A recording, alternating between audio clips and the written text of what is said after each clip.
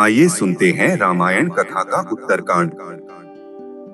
अब सुनते हैं उत्तरकांड का प्रसंग रावण के पूर्व के राक्षसों के विषय में। श्री राम का राज्य अयोध्या में स्थापित हो गया तो एक दिन समस्त ऋषि मुनि श्री रघुनाथ जी का अभिनंदन करने के लिए अयोध्यापुरी में आए।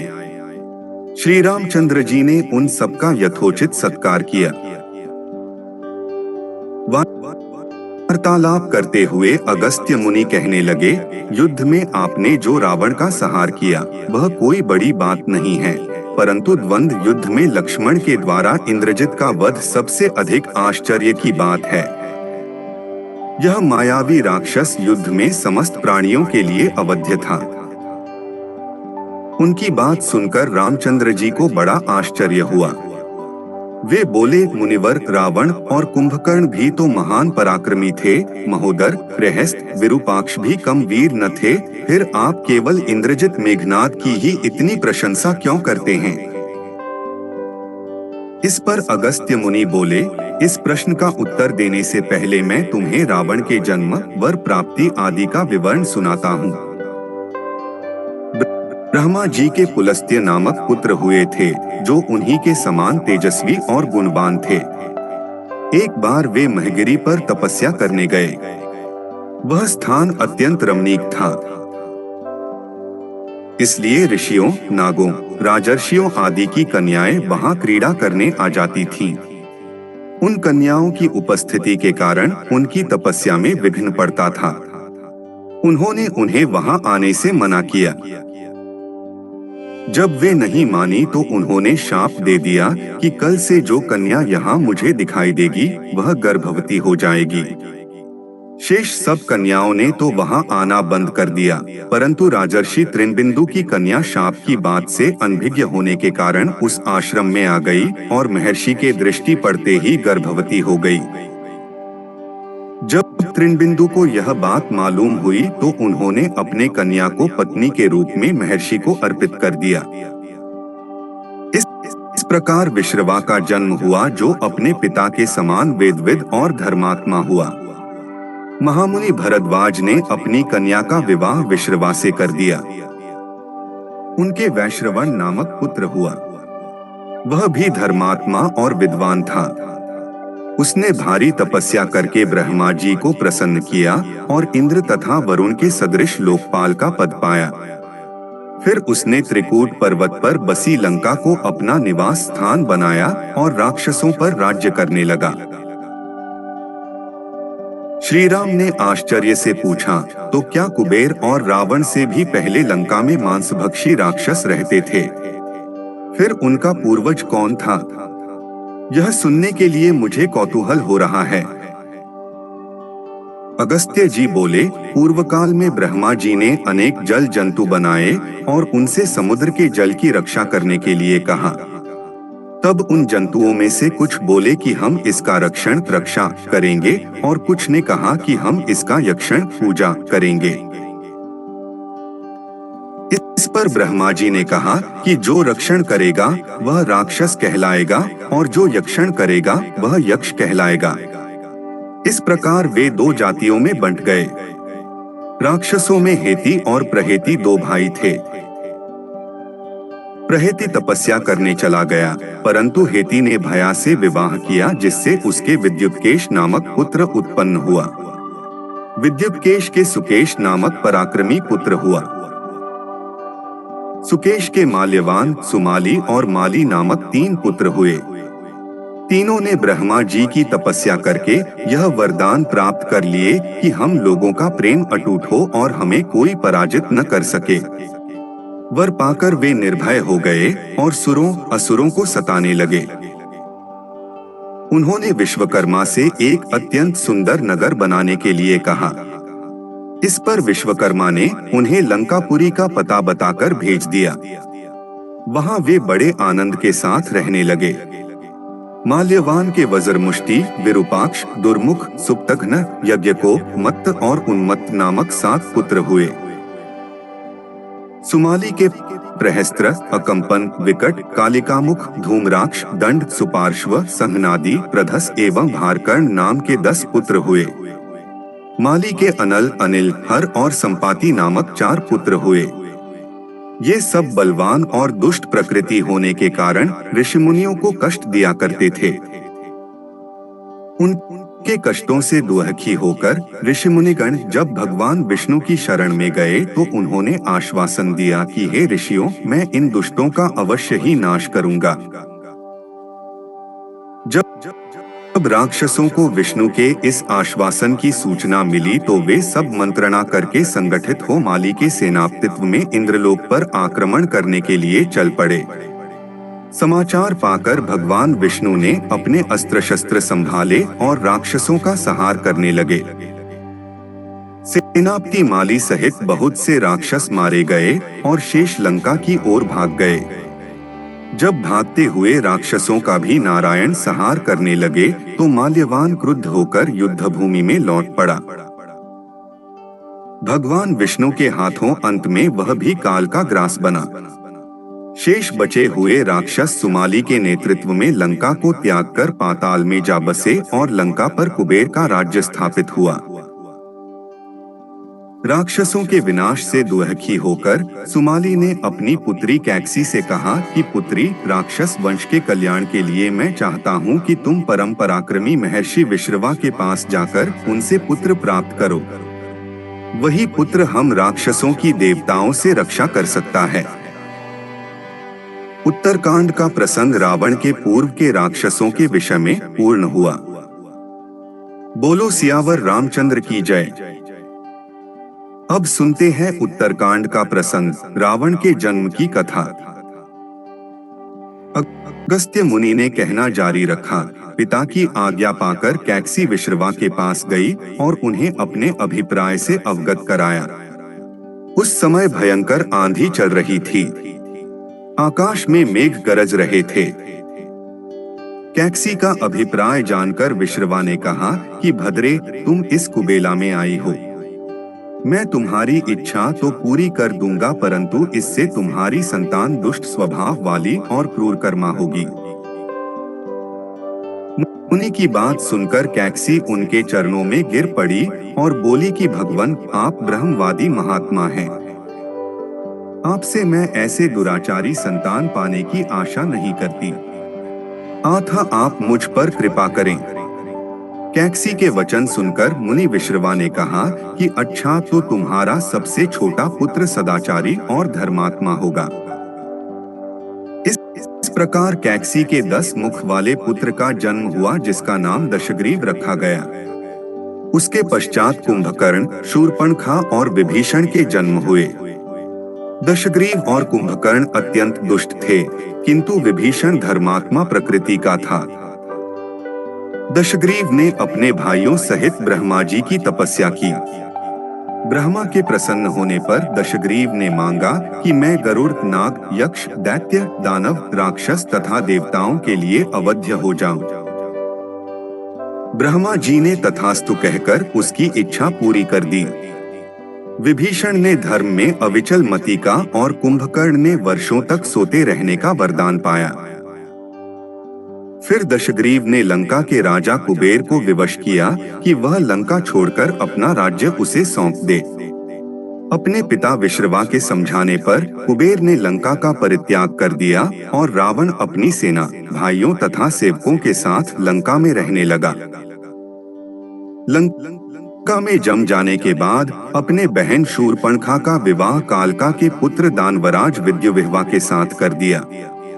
उसने स्वयं दिति के पुत्र मय की कन्या मंदोदरी से विवाह किया, जो हेमा नामक अप्सरा के गर्भ से उत्पन्न हुई थी। विरोचन कुमार बलि की पुत्री वज्रज्वला से कुंभकर्ण का और गंधर्वराज महात्मा शैलूष की कन्या सरमा से विभीषण का विवाह हुआ। कुछ समय पश्चात मंदोदरी ने मेघनाद को जन्म दिया, जो इंद्र को परास्त कर संसार में इंद्रजित के नाम से प्रसिद्ध हुआ।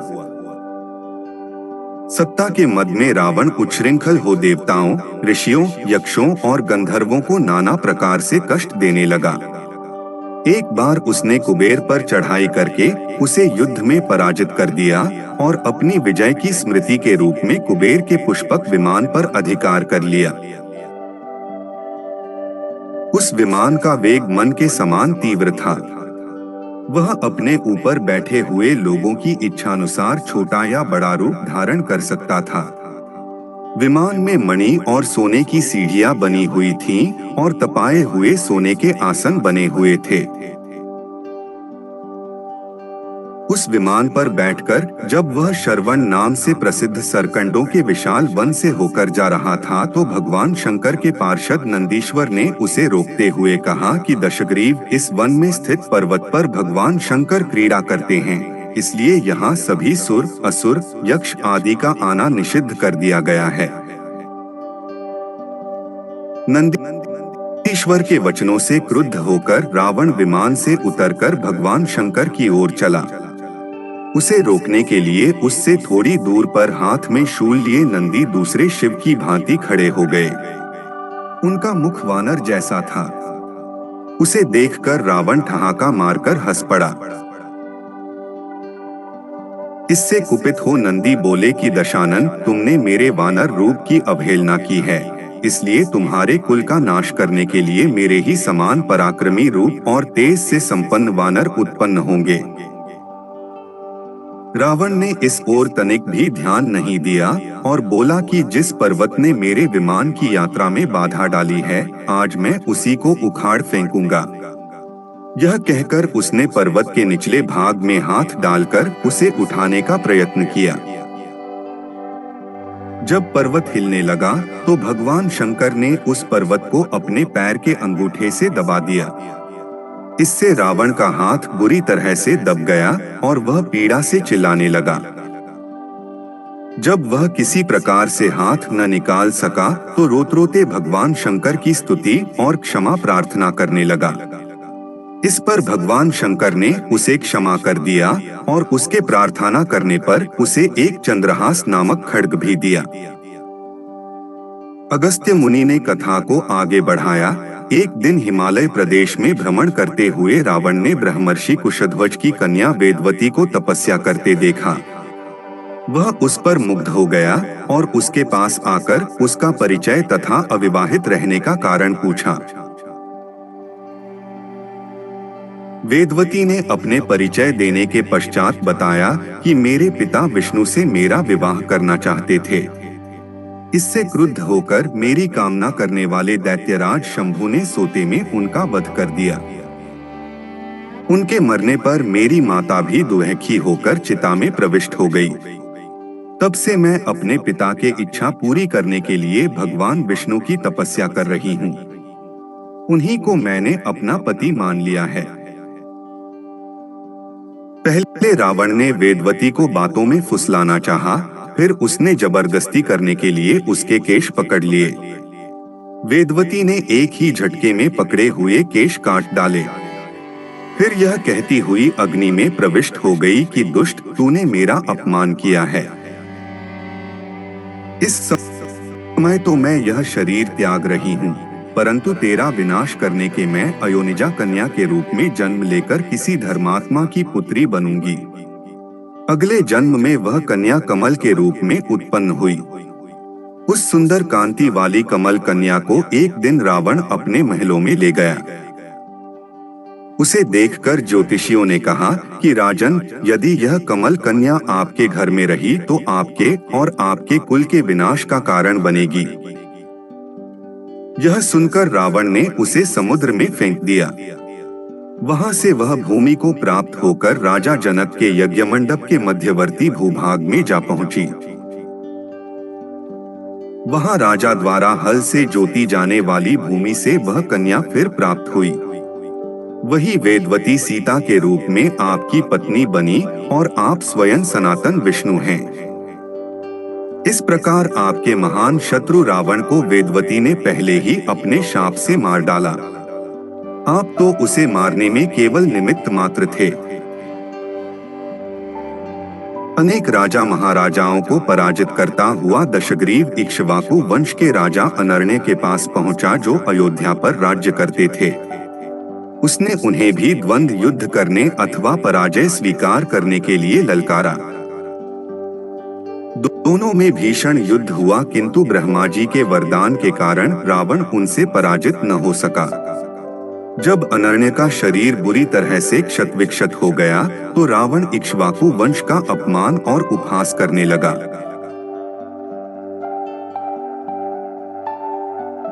इससे कुपित होकर अनर्ण्य ने उसे शाप दिया कि तूने अपने व्यंग्यपूर्ण शब्दों से इक्ष्वाकु वंश का अपमान किया है, इसलिए मैं तुझे शाप देता हूँ कि महात्मा इक्ष्वाकु के इसी वंश में दशरथ नंदन राम का जन्म होगा जो तेरा वध करेंगे। यह कहकर राजा स्वर्ग सिधार गए। रावण की उद्दंडता में कमी नहीं आई। राक्षस या मनुष्य जिसको भी वह शक्तिशाली पाता उसी के साथ जाकर युद्ध करने लगता। एक बार उसने सुना कि किष्किंधापुरी का राजा वाली बड़ा बलवान और पराक्रमी है, तो वह उसके पास युद्ध करने के लिए जा पहुंचा। वाली की पत्नी तारा के पिता सुषेण, युवराज अंगद और उसके भाई सुग्रीव ने उसे समझाया कि इस समय वाली नगर से बाहर संध्योपासना के लिए गए हुए हैं। वे ही आपसे युद्ध कर सकते हैं और कोई वानर इतना पराक्रमी नहीं है जो आपके साथ युद्ध कर सके, इसलिए आप थोड़ी देर उनकी प्रतीक्षा करें। फिर सुग्रीव ने कहा कि राक्षस राज, सामने जो शंख जैसे हड्डियों के ढेर लगे हैं वे वाली के साथ युद्ध की इच्छा से आए आप जैसे वीरों के ही हैं। वाली ने इन सब का अंत किया है। यदि आप अमृत पीकर आए होंगे तो भी जिस क्षण वाली से युद्ध करेंगे वह क्षण आपके जीवन का अंतिम क्षण होगा। यदि आपको मरने की बहुत जल्दी हो तो आप दक्षिण सागर के तट पर चले जाइए, वहीं आपको वाली के दर्शन हो जाएंगे। सुग्रीव के वचन सुनकर रावण विमान पर सवार हो तत्काल दक्षिण सागर में उस स्थान पर जा पहुंचा जहां वाली संध्या कर रहा था। उसने सोचा कि मैं चुपचाप वाली पर आक्रमण कर दूंगा। वाली ने रावण को आते देख लिया, परंतु वह तनिक भी विचलित नहीं हुआ और वैदिक मंत्रों का उच्चारण करता रहा। जो ही उसे पकड़ने के लिए रावण ने पीछे से हाथ बढ़ाया, सतर्क वाली ने उसे पकड़कर अपनी कांख में दबा लिया और आकाश में उड़ चला। रावण बार बार वाली को अपने नखों से कचोटता रहा, किंतु वाली ने उसकी कोई चिंता नहीं की। तब उसे छुड़ाने के लिए रावण के मंत्री और अनुचर उसके पीछे शोर मचाते हुए दौड़े, परंतु वे वाली के पास तक न पहुंच सके। इस प्रकार वाली रावण को लेकर पश्चिमी सागर के तट पर पहुंचा। वहां उसने संध्योपासना पूरी की। फिर वह दशानन को लिए हुए किष्किंधापुरी लौटा। अपने उपवन में एक आसन पर बैठकर उसने रावण को अपनी कांख से निकालकर पूछा कि अब कहिए आप कौन हैं और किस लिए आए हैं। रावण ने उत्तर दिया कि मैं लंका का राजा रावण हूँ, आपके साथ युद्ध करने के लिए आया था। वह युद्ध मुझे प्राप्त हो चुका है। मैंने आपका अद्भुत बल देख लिया। अब मैं अग्नि की साक्षी देकर आपसे मित्रता करना चाहता हूँ। फिर दोनों ने अग्नि की साक्षी देकर एक दूसरे से मित्रता स्थापित की। उत्तरकांड का प्रसंग रावण के जन्म की कथा पूर्ण हुआ।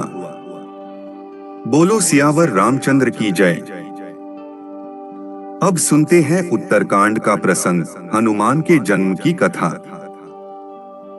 यह कथा सुनकर श्री राम हाथ जोड़कर अगस्त्य मुनि से बोले, ऋषिवर, निःसंदेह वाली और रावण दोनों ही भारी बलवान थे, परंतु मेरा विचार है कि हनुमान उन दोनों से अधिक बलवान हैं।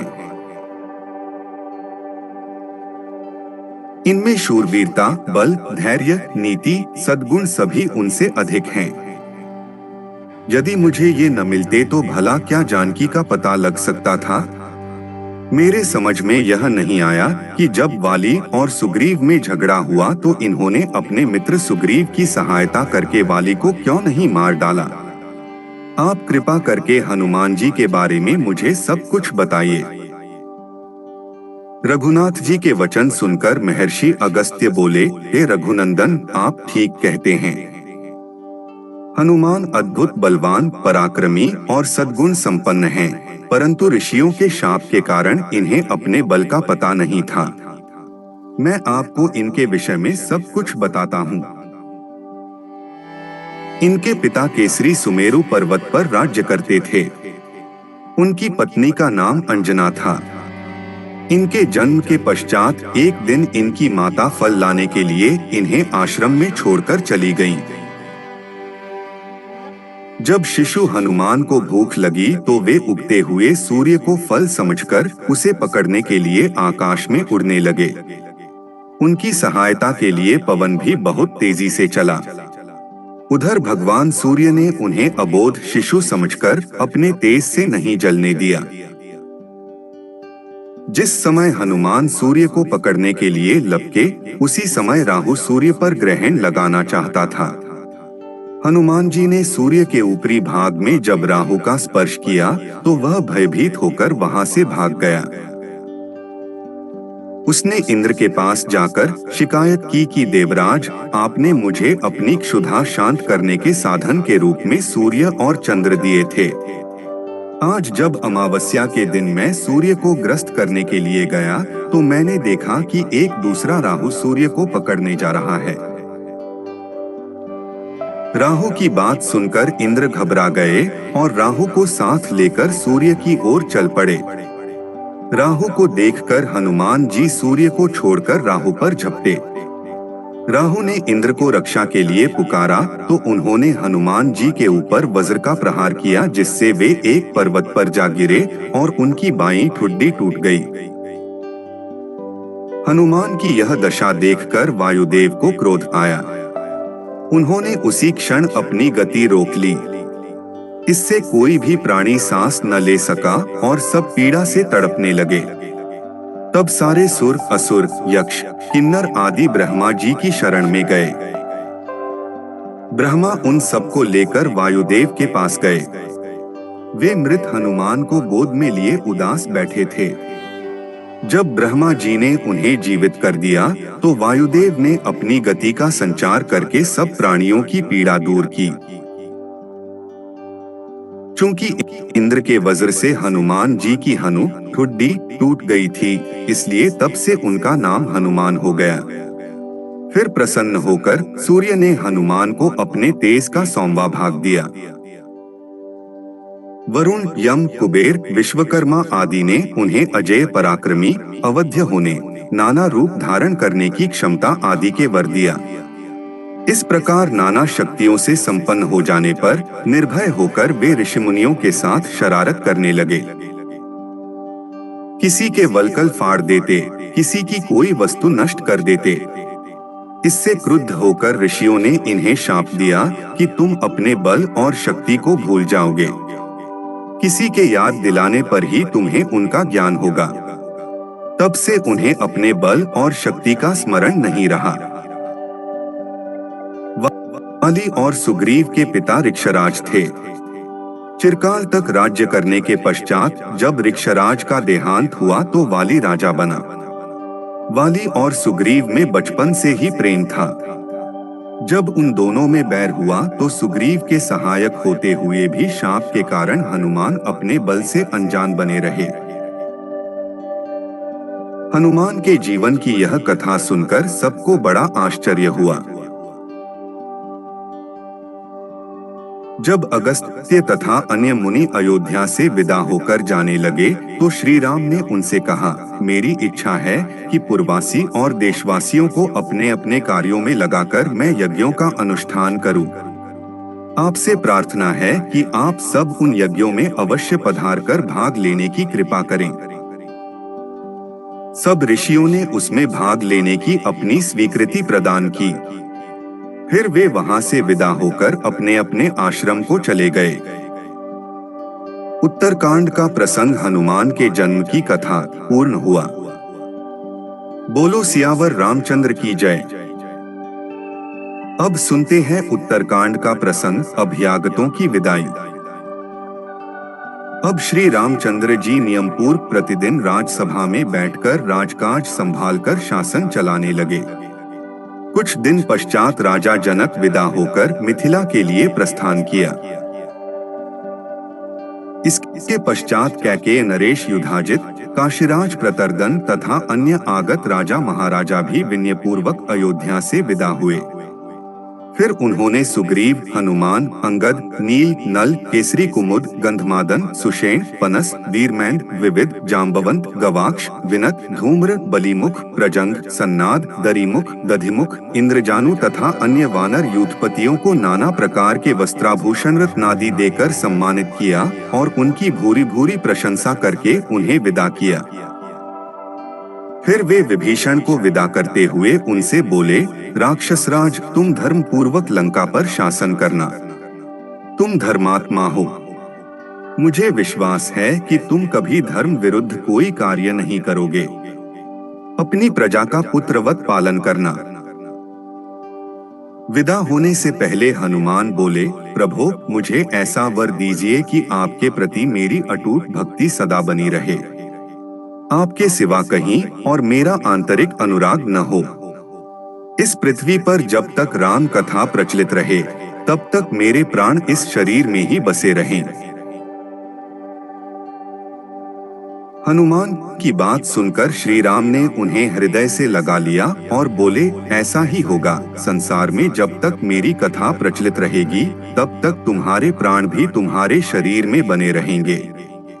तुमने जो उपकार किए हैं उनके लिए मैं सदा तुम्हारा ऋणी रहूंगा। फिर वे सब लोग श्री राम का गुणगान करते हुए वहां से विदा हुए। विभीषण, सुग्रीव, हनुमान आदि के विदा हो जाने पर भरत बोले, राघव, आपको राजसिंहासन पर बैठे 1 मास हुआ है। इस अवधि में सभी लोग स्वस्थ और निरोग दिखाई देते हैं। बूढ़े आदमियों के पास भी मृत्यु फटकने में हिचकती है। सभी बालयुवा नर नारियों के शरीर हृष्ट पुष्ट और कांतिमय प्रतीत होते हैं। मेघ समय पर अमृत के समान जल बरसाते हैं। हवा ऐसी चलती है कि उसका स्पर्श सुखद और शीतल जान पड़ता है। भरत की ये बातें सुनकर श्री राम अत्यंत प्रसन्न हुए। उत्तरकांड का प्रसंग अभ्यागतों की विदाई पूर्ण हुआ। बोलो सियावर रामचंद्र की जय। अब सुनते हैं उत्तरकांड का प्रसंग, पूर्ववासियों में अशुभ चर्चा। जब अयोध्या में शासन करते हुए बहुत समय बीत गया, तब एक दिन रामचंद्र जी सीता के गर्भवती होने का समाचार पाकर अत्यंत प्रसन्न हुए। वे सीता से बोले, विदेहनंदिनी, अब तुम शीघ्र इक्ष्वाकु वंश को पुत्र रत्न प्रदान करोगी। इस समय तुम्हारी क्या इच्छा है? मैं तुम्हारा मनोरथ अवश्य पूरा करूंगा। तुम निःसंकोच होकर अपने मन की बात कहो। पति के मृदु वचन सुनकर सीता जी मुस्कुराकर बोली, स्वामी, मेरी इच्छा एक बार उन पवित्र तपोवनों को देखने की हो रही है। मैं कुछ समय उन महर्षि तपस्वियों के पास रहना चाहती हूँ जो कंदमूल फल खाकर गंगा के तट पर तपस्या करते हैं। कम से कम 1 रात्रि वहाँ निवास करके मैं उन्हें उग्र तपस्या करते देखना चाहती हूँ। इस समय यही मेरी अभिलाषा है। हृदयेश्वरी की अभिलाषा जानकर रघुनंदन बोले, सीते, तुम्हारी अभिलाषा मैं अवश्य पूरी करूंगा। तुम निश्चिंत रहो। कल प्रातः काल ही मैं तुम्हें गंगा तट वासी ऋषियों के आश्रम की ओर भेजने की व्यवस्था करा दूंगा। सीता को आश्वासन देकर श्री राम राजदरबार में चले गए। राजदरबार से निवृत्त हो वे अपने मित्रों में बैठकर हास्य विनोद की वार्ता करने लगे। मित्रमंडली में उनके बाल सखा विजय, मधुवत्त, काश्यप, मंगल, कुल, सुराजी, कालिय, भद्रक, दंतवक्त्र और सुभागद थे।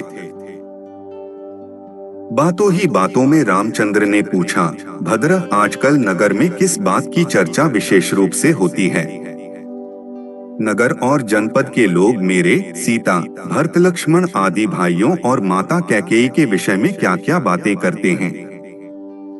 प्रायः देखा जाता है कि राजा यदि आचार विचार से हीन हो तो सर्वत्र उसकी निंदा होती है। भद्र ने उत्तर दिया, सौम्य सर्वत्र आपके विषय में अच्छी ही चर्चा सुनने को मिलती है। दशग्रीव पर जो आपने विजय प्राप्त की है, उसको लेकर सब लोग आपकी खूब प्रशंसा करते हैं और आपकी वीरता की कहानी अपने बच्चों को बड़े उत्साह से सुनाते हैं। रामचंद्र बोले, भद्र, ऐसा नहीं हो सकता कि सब लोग मेरे विषय में सब अच्छी ही बातें कहें। कुछ ऐसी भी बातें हो सकती हैं जो उन्हें अच्छी न लगती हों। संसार में सभी प्रवृत्ति के लोग होते हैं, इसलिए तुमने जो कुछ भी सुना हो निश्चिंत होकर बेखटके कहो। यदि उन्हें मुझ में कोई दोष दिखाई देता होगा तो मैं उसे दूर करने की चेष्टा करूंगा। यह सुनकर भद्र बोला, वे कहते हैं कि श्री राम ने समुद्र पर पुल बांधकर ऐसा दुष्कर कार्य किया है जिसे देवता भी नहीं कर सकते। रावण को मारकर वानरों को भी वश में कर लिया, परंतु एक बात खटकती है। रावण को मारकर उस सीता को घर ले आए जो इतने दिनों तक रावण के पास रही। फिर सीता से घृणा करने के बजाय उन्होंने उसे कैसे अपने पास रख लिया? भला सीता का चरित्र क्या वहां पवित्र रहा होगा? अब प्रजाजन भी ऐसी स्त्रियों को अपने घरों में रखने लगेंगे, क्योंकि जैसा राजा करता है प्रजा भी वैसा ही करती है। इस प्रकार सारे नगर निवासी भिन्न भिन्न प्रकार की बातें करते हैं। भद्र की बात का अन्य साथियों ने भी यह कहकर समर्थन किया कि हमने भी ऐसी बातें लोगों के मुख से सुनी हैं। सबकी बात सुनकर राजा राम ने उन्हें विदा किया और इस विषय पर गंभीरता पूर्वक विचार करने लगे। फिर उन्होंने द्वारपाल को आज्ञा देकर अपने तीनों भाइयों को बुलाया। भाइयों ने आकर उन्हें सादर प्रणाम किया और देखा श्री राम बहुत उदास हैं तथा उनके नेत्रों में आंसू डबडबा रहे हैं। श्री राम ने बड़े आदर से अपने भाइयों को अपने पास बिठाकर कहा, बंधुओं, मैंने तुम्हें इसलिए बुलाया है कि मैं तुम्हें उस चर्चा की जानकारी दे दूं जो पूर्ववासियों में मेरे और सीता के विषय में चल रही है। उनमें सीता के चरित्र के विषय में घोर अपवाद फैला हुआ है और मेरे विषय में भी उनके मन में घृणा के भाव हैं। लक्ष्मण, यह तो तुम जानते ही हो कि सीता ने अपने चरित्र की पवित्रता सिद्ध करने के लिए सबके सामने अग्नि में प्रवेश किया था और उस समय स्वयं अग्निदेव ने उन्हें निर्दोष बताया था। इस प्रकार विशुद्ध आचार वाली सीता को स्वयं देवराज इंद्र ने मेरे हाथों में सौंपा था। फिर भी अयोध्या में यह अपवाद फैल रहा है और लोग मेरी निंदा कर रहे हैं। मैं लोक निंदा के भय से अपने प्राणों को और तुम्हें भी त्याग सकता हूँ। फिर सीता का परित्याग करना तो मेरे लिए तनिक भी कठिन नहीं होगा। इसलिए लक्ष्मण, कल प्रातः तुम सारथी सुमंत के साथ सीता को ले जाकर राज्य की सीमा से बाहर छोड़ आओ। गंगा के उस पार तमसा के तट पर महर्षि वाल्मीकि का आश्रम है, उसके निकट उन्हें छोड़कर लौट आना। मैं तुम लोगों को अपने चरणों और जीवन की शपथ देता हूँ, मेरे निर्णय के विरुद्ध कोई कुछ मत कहना। सीता ने गंगा तट पर ऋषियों के आश्रम देखने की इच्छा प्रकट की थी, वह भी पूरी हो जाएगी। फिर गहरी सांस भरकर नेत्रों में आए आंसू पोंछकर वे मौन हो गए। उत्तरकांड का प्रसंग पूर्ववासियों में अशुभ चर्चा पूर्ण हुआ। बोलो सियावर रामचंद्र की जय। अब सुनते हैं उत्तरकांड का प्रसंग, सीता का निर्वासन। प्रातःकाल बड़े उदास मन से लक्ष्मण ने सुमंत से सुंदर घोड़ों से युक्त रथ लाने के लिए कहा। उसमें सीता जी के लिए एक सुरमय आसन लगाने का भी आदेश दिया। सुमंत के पूछने पर बताया कि उन्हें जानकी के साथ महर्षियों के आश्रम पर जाना है। रथ आ जाने पर लक्ष्मण सीता जी के पास जाकर बोले, देवी, आपने महाराज से मुनियों के आश्रमों में जाने की अभिलाषा प्रकट की थी, अतएव मैं महाराज की आज्ञा से तैयार होकर आ गया हूँ ताकि आपको गंगा तट पर ऋषियों के पवित्र आश्रमों तक पहुँचा सकूं। लक्ष्मण के वचन सुनकर सीता जी प्रसन्नतापूर्व उनके साथ चलने को तैयार हो गईं। मुनि पत्नियों को देने के लिए उन्होंने अपने साथ बहुत से बहुमूल्य वस्त्र, आभूषण और नाना प्रकार के रत्न रख लिए। उन दोनों को रथ पर सवार कराकर सुमंत द्रुतगति से रथ को वन की ओर ले चला। मार्ग में सीता लक्ष्मण से कहने लगी, वीरवर, मुझे बेहद से अपशकुन दिखाई दे रहे हैं। मेरी दाईं आंख फड़क रही है, शरीर कांप रहा है, हृदय अस्वस्थ सा प्रतीत हो रहा है। तुम्हारे भाई कुशल से तो हैं? मेरी सब सासुएं सानंद तो हैं? सीता की अधीर वाणी सुनकर लक्ष्मण ने अपने मन की उदासी दबाकर उन्हें धैर्य बंधाया। गोमती के तट पर पहुंचकर एक आश्रम में उन्होंने रात व्यतीत की। दूसरे दिन प्रातःकाल वे आगे चले और दोपहर तक गंगा के तट पर जा पहुंचे। गंगा की जलधारा को देखते ही लक्ष्मण के नेत्रों से जलधारा बह चली और वे फूट फूट कर रोने लगे। सीता ने चिंतित होकर उनसे रोने का कारण पूछा। लक्ष्मण ने उनके प्रश्न का कोई उत्तर नहीं दिया और रथ से उतर नौका पर सवार हो सीता सहित गंगा के दूसरे तट पर जा पहुंचे। गंगा के उस तट पर नौका से उतर लक्ष्मण सीता से हाथ जोड़कर बोले, देवी, आज मुझे बड़े भैया ने वह कार्य सौंपा है जिससे सारे लोक में मेरी भारी निंदा होगी। मुझे यह बताते हुए भारी पीड़ा हो रही है कि अयोध्या में आपके लंका प्रवास की बात को लेकर भारी अपवाद फैल गया है। इससे अत्यंत दुखी होकर महाराज राम ने आपका परित्याग कर दिया है और मुझे आपको यहाँ गंगा तट पर छोड़ जाने का आदेश दिया है। वैसे यह स्थान सर्वथा निरापद है क्योंकि यहाँ महर्षि ब्रह्मर्षि वाल्मीकि जी का आश्रम है। आप यहाँ उपवास परायण आदि करती हुई धार्मिक जीवन व्यतीत करें। लक्ष्मण के ये कठोर वचन सुनकर जनकनंदिनी को ऐसा आघात लगा कि वे मूर्छित होकर पृथ्वी पर गिर पड़ी। फिर चेतना आने पर बोली, लक्ष्मण, क्या विधाता ने मुझे जीवन पर्यंत दुख भोगने के लिए ही उत्पन्न किया है? पहले मुझे राघव से अलग होकर लंका में रहना पड़ा और अब उन्होंने मुझे सदा के लिए त्याग दिया।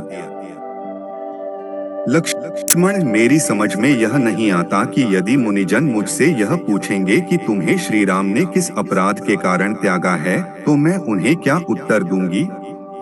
मेरी सबसे बड़ी विडंबना यह है कि मैं गंगा जी में डूबकर अपने प्राण भी विसर्जन नहीं कर सकती, क्योंकि ऐसा करने से मेरे पति का राजवंश नष्ट हो जाएगा। तुम दुखी क्यों होते हो? तुम तो महाराज की आज्ञा का ही पालन कर रहे हो, जो तुम्हारा कर्तव्य है। जाओ, तुम लौट जाओ और सबसे मेरा सादर प्रणाम कहना। सीता से आज्ञा लेकर अत्यंत दुखी मन से लक्ष्मण मृतप्राय शरीर को ढोते हुए रथ पर बैठे और बैठते ही मूर्छित हो गए। मूर्छा दूर होने पर वे फिर आंसू बहाने लगे। उधर सीता विलाप करती हुई चीत्कार करने लगी। दो मुनि कुमारों ने सीता को इस प्रकार विलाप करते देखा तो उन्होंने ब्रह्मर्षि वाल्मीकि के पास जाकर इसका वर्णन किया।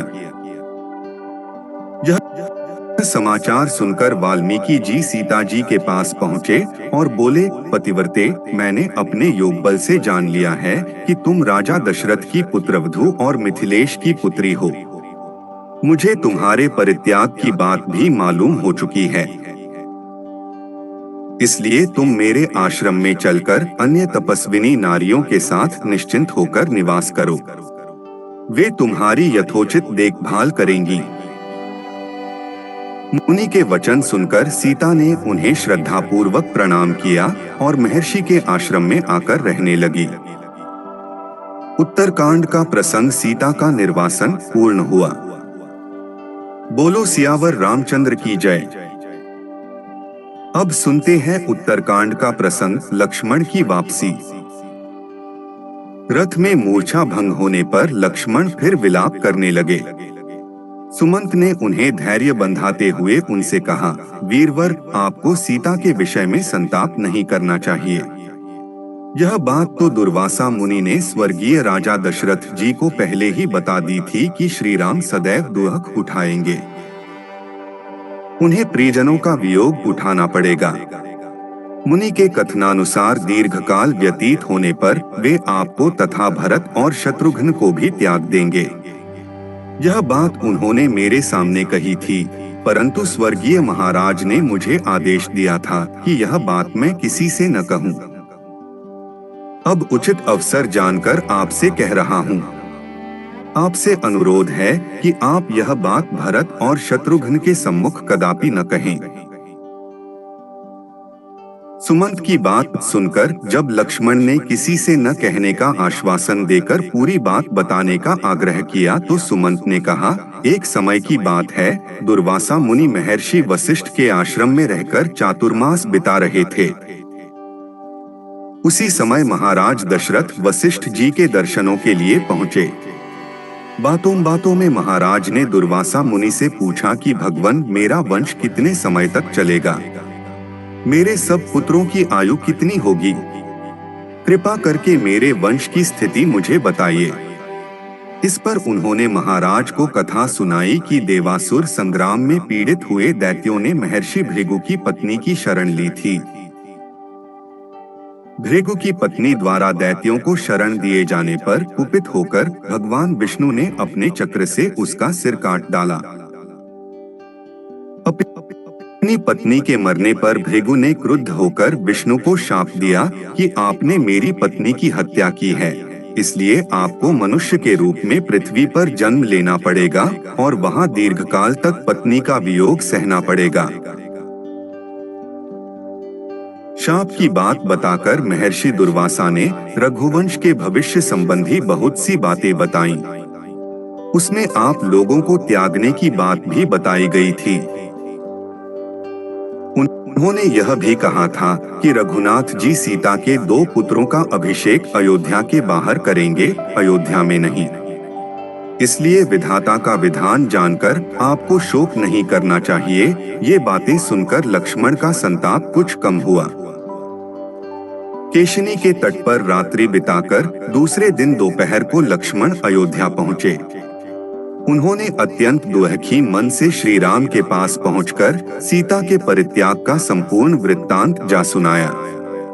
राम ने संयम पूर्वक सारी बातें सुनी और अपने मन पर नियंत्रण रखते हुए राजकाज में मन लगाया।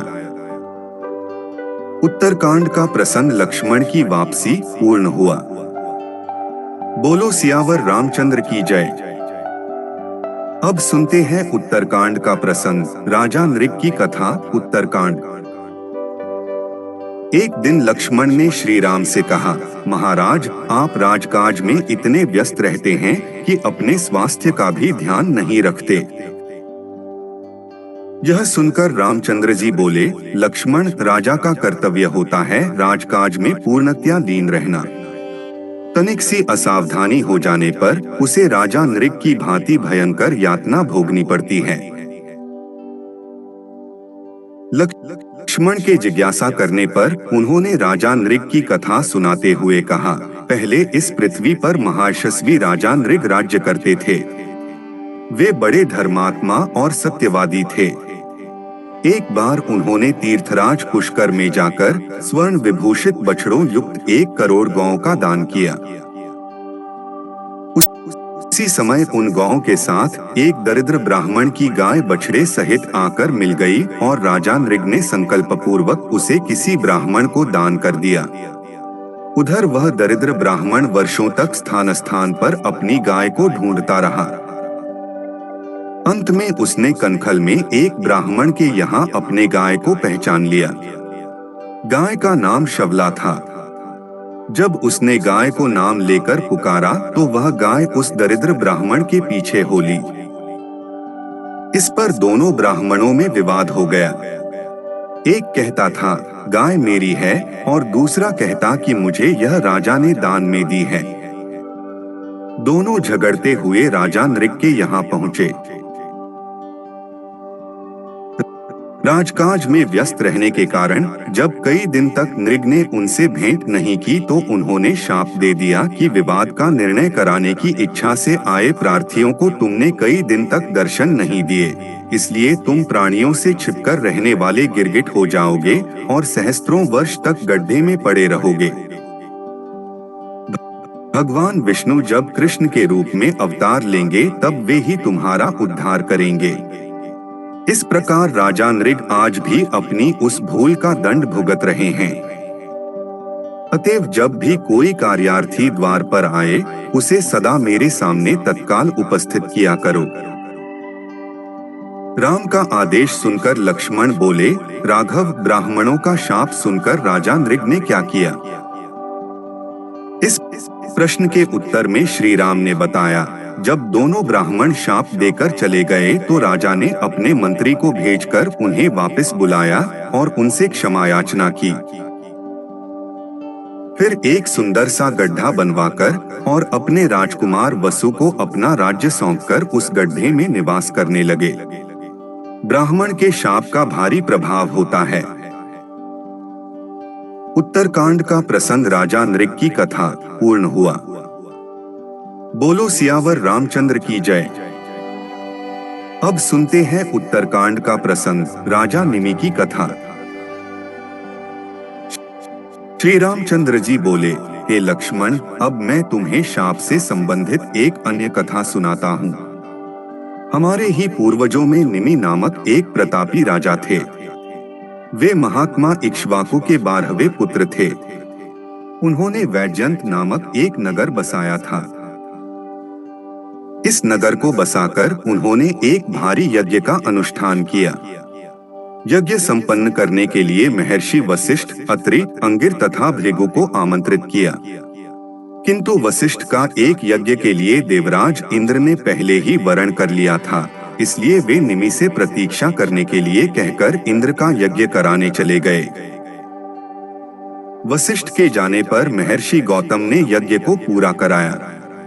वशिष्ठ ने लौटकर जब देखा कि गौतम यज्ञ को पूरा कर रहे हैं तो उन्होंने क्रुद्ध होकर निमि से मिलने की इच्छा प्रकट की।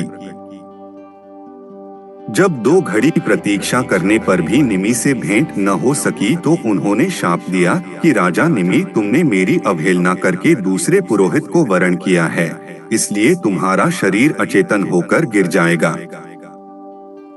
जब राजा निमि को इस शाप की बात मालूम हुई तो उन्होंने भी वशिष्ठ जी को शाप दिया कि आपने मुझे अकारण ही शाप दिया है, अतएव आपका शरीर भी अचेतन होकर गिर जाएगा। इस प्रकार शापों के कारण दोनों ही विदेह हो गए। यह सुनकर लक्ष्मण बोले, रघुकुल भूषण, फिर इन दोनों को नया शरीर कैसे मिला? लक्ष्मण का प्रश्न सुनकर राघव बोले, पहले तो वे दोनों वायु रूप हो गए।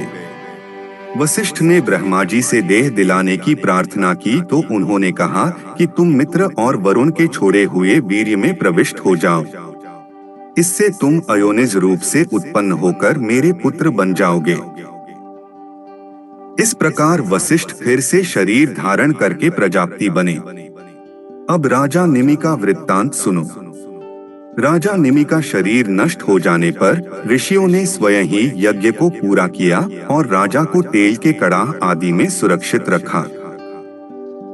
यज्ञ कार्यों से निवृत्त होकर महर्षि भृगु ने राजा निमि की आत्मा से पूछा कि तुम्हारे जीव चैतन्य को कहाँ स्थापित किया जाए। इस पर निमि ने कहा कि मैं समस्त प्राणियों के नेत्रों में निवास करना चाहता हूँ। राजा की यह अभिलाषा पूर्ण हुई। तब से निमि का निवास वायु रूप होकर समस्त प्राणियों के नेत्रों में हो गया। उन्हीं राजा के पुत्र मिथिलापति जनक हुए और विदेह कहलाए। उत्तरकांड का प्रसंग राजा निमि की कथा पूर्ण हुआ। बोलो सियावर रामचंद्र की जय।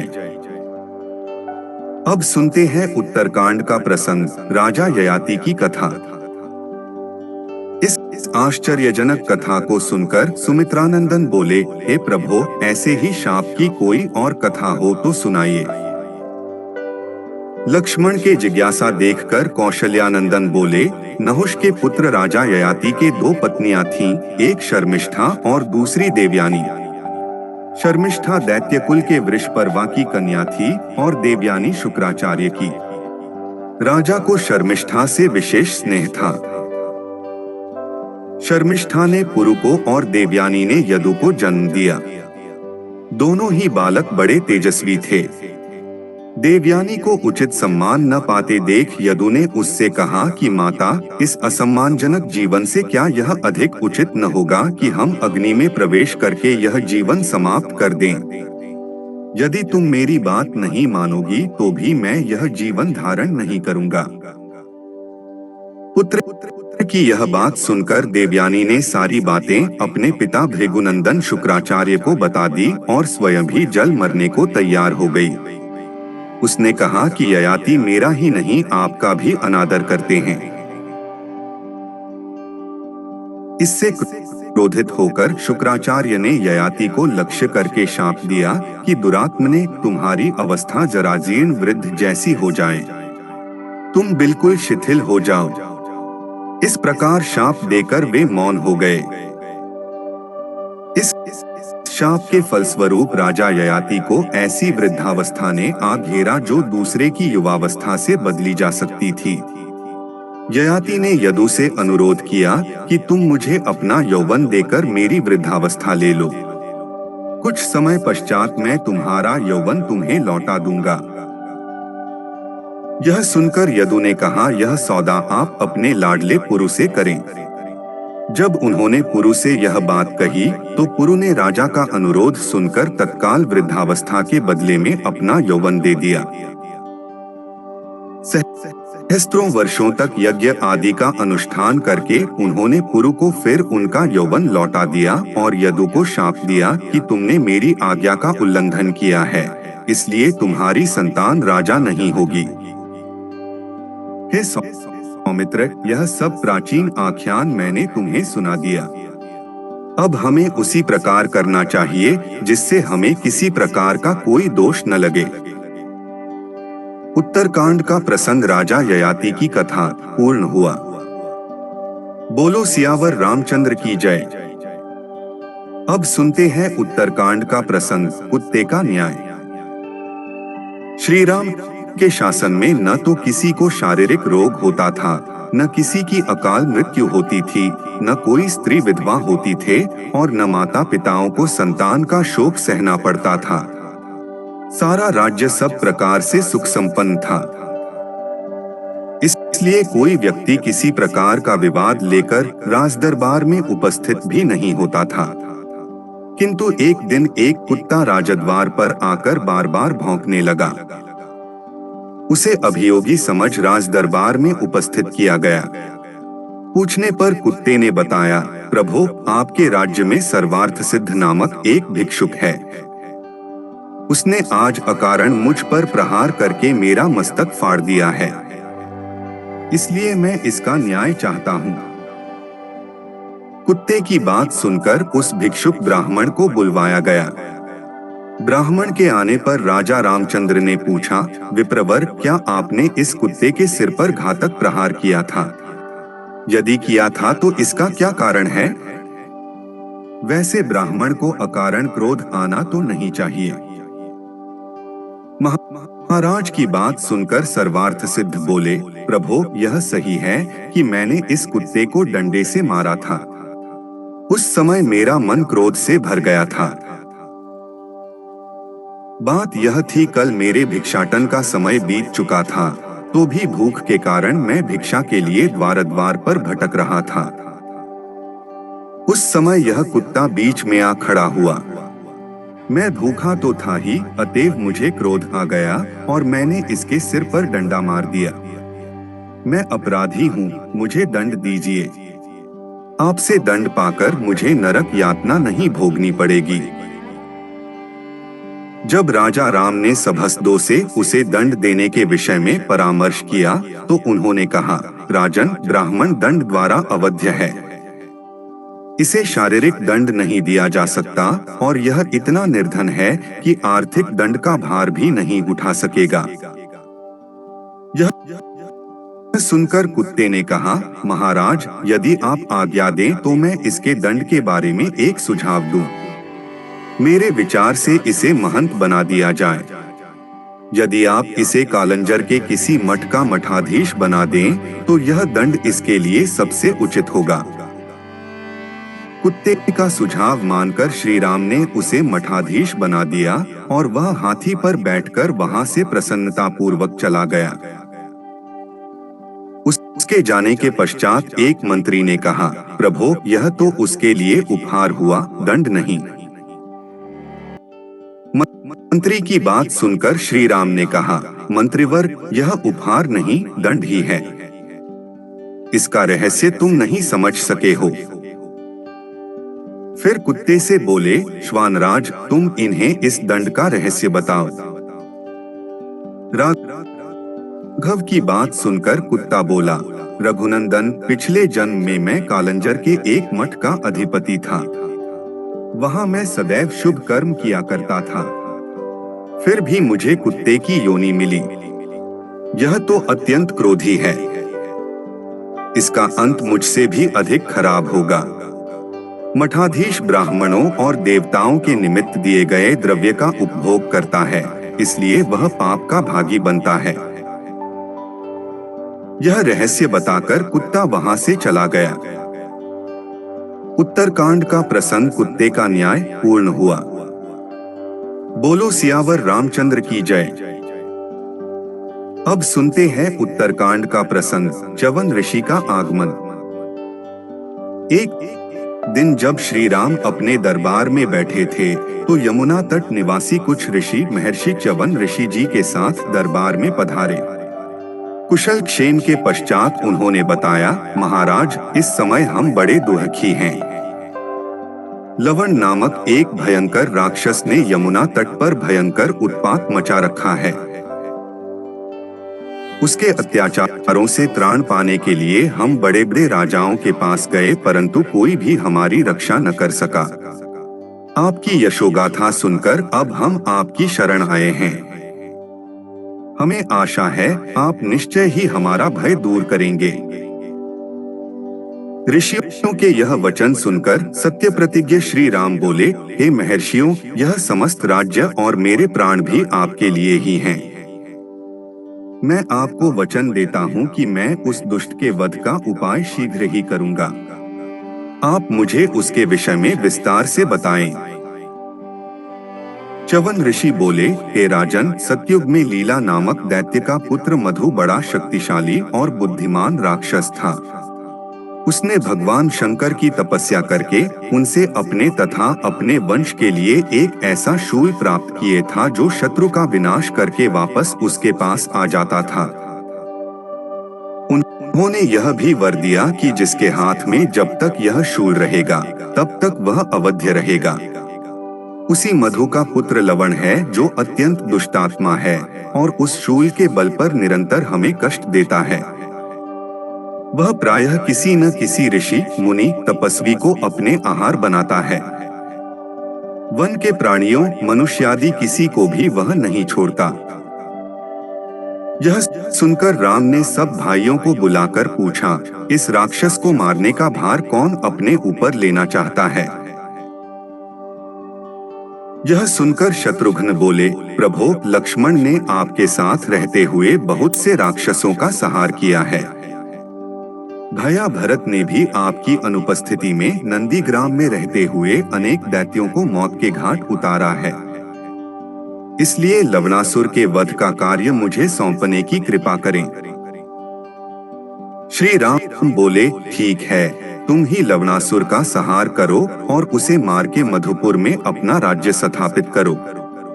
मैं तुम्हें वहां का राज सिंहासन सौंपता हूँ। फिर उन्होंने शत्रुघ्न को एक अद्भुत अमोघ बाण देकर कहा, इस अद्भुत बाण से ही मधु और कैटब नामक राक्षसों का विष्णु ने वध किया था। इससे लवणासुर अवश्य मारा जाएगा। एक बात का ध्यान रखना कि वह अपने शूल को महल के अंदर एक प्रकोष्ठ में रखकर नित्य उसका पूजन करता है। जब वह तुम्हें अपने महल के बाहर दिखाई दे तभी तुम उसे युद्ध के लिए ललकारना। अभिमान के कारण वह तुमसे युद्ध करने लगेगा और शूल के लिए महल के अंदर जाना भूल जाएगा। इस प्रकार वह रणभूमि में तुम्हारे हाथ से मारा जाएगा। बड़े भाई की आज्ञा पाकर शत्रुघ्न ने विशाल सेना लेकर श्री राम द्वारा दिए गए निर्देशों के अनुसार लवणासुर को मारने की योजना बनाई। उन्होंने सेना को ऋषियों के साथ आगे भेज दिया। 1 माह पश्चात उन्होंने अपनी माताओं, गुरुओं और भाइयों की परिक्रमा एवं प्रणाम कर अकेले ही प्रस्थान किया। उत्तरकांड का प्रसंग च्यवन ऋषि का आगमन पूर्ण हुआ। बोलो सियावर रामचंद्र की जय।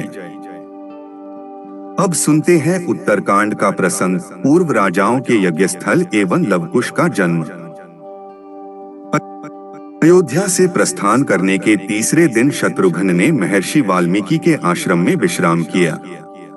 रात्रि में उन्होंने मुनि से पूछा, हे महर्षि, आपके आश्रम के निकट पूर्व में यह किसका यज्ञस्थल दिखाई पड़ रहा है?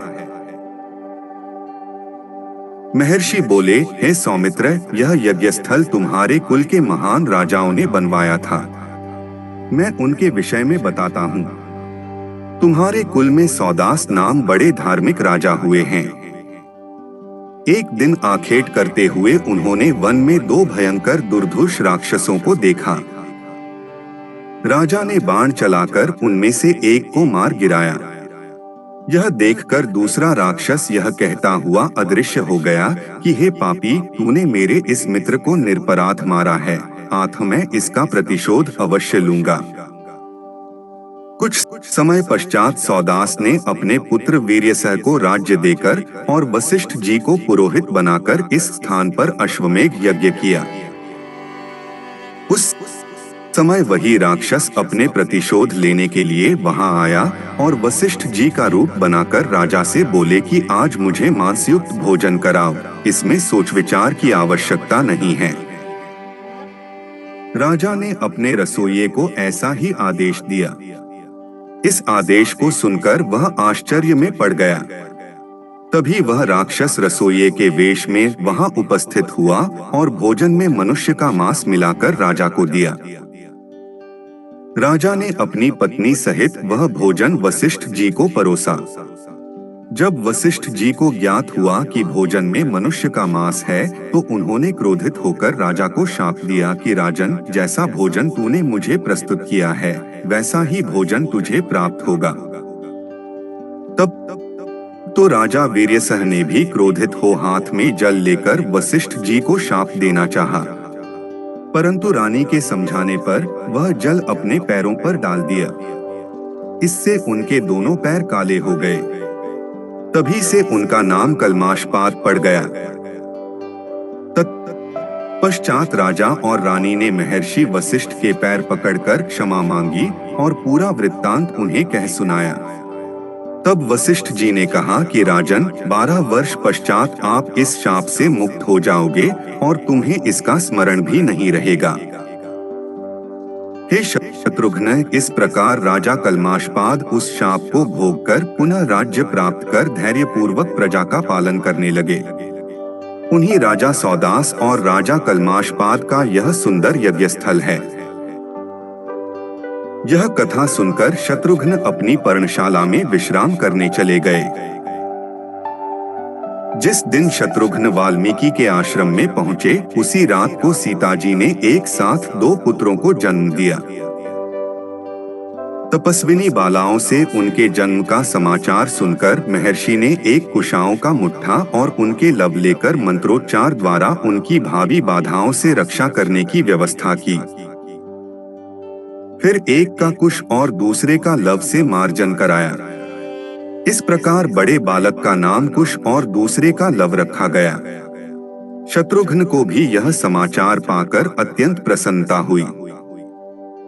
अगले दिन प्रातःकाल सब कृत्यों से निवृत्त हो शत्रुघ्न मधुपुरी की ओर चल दिए।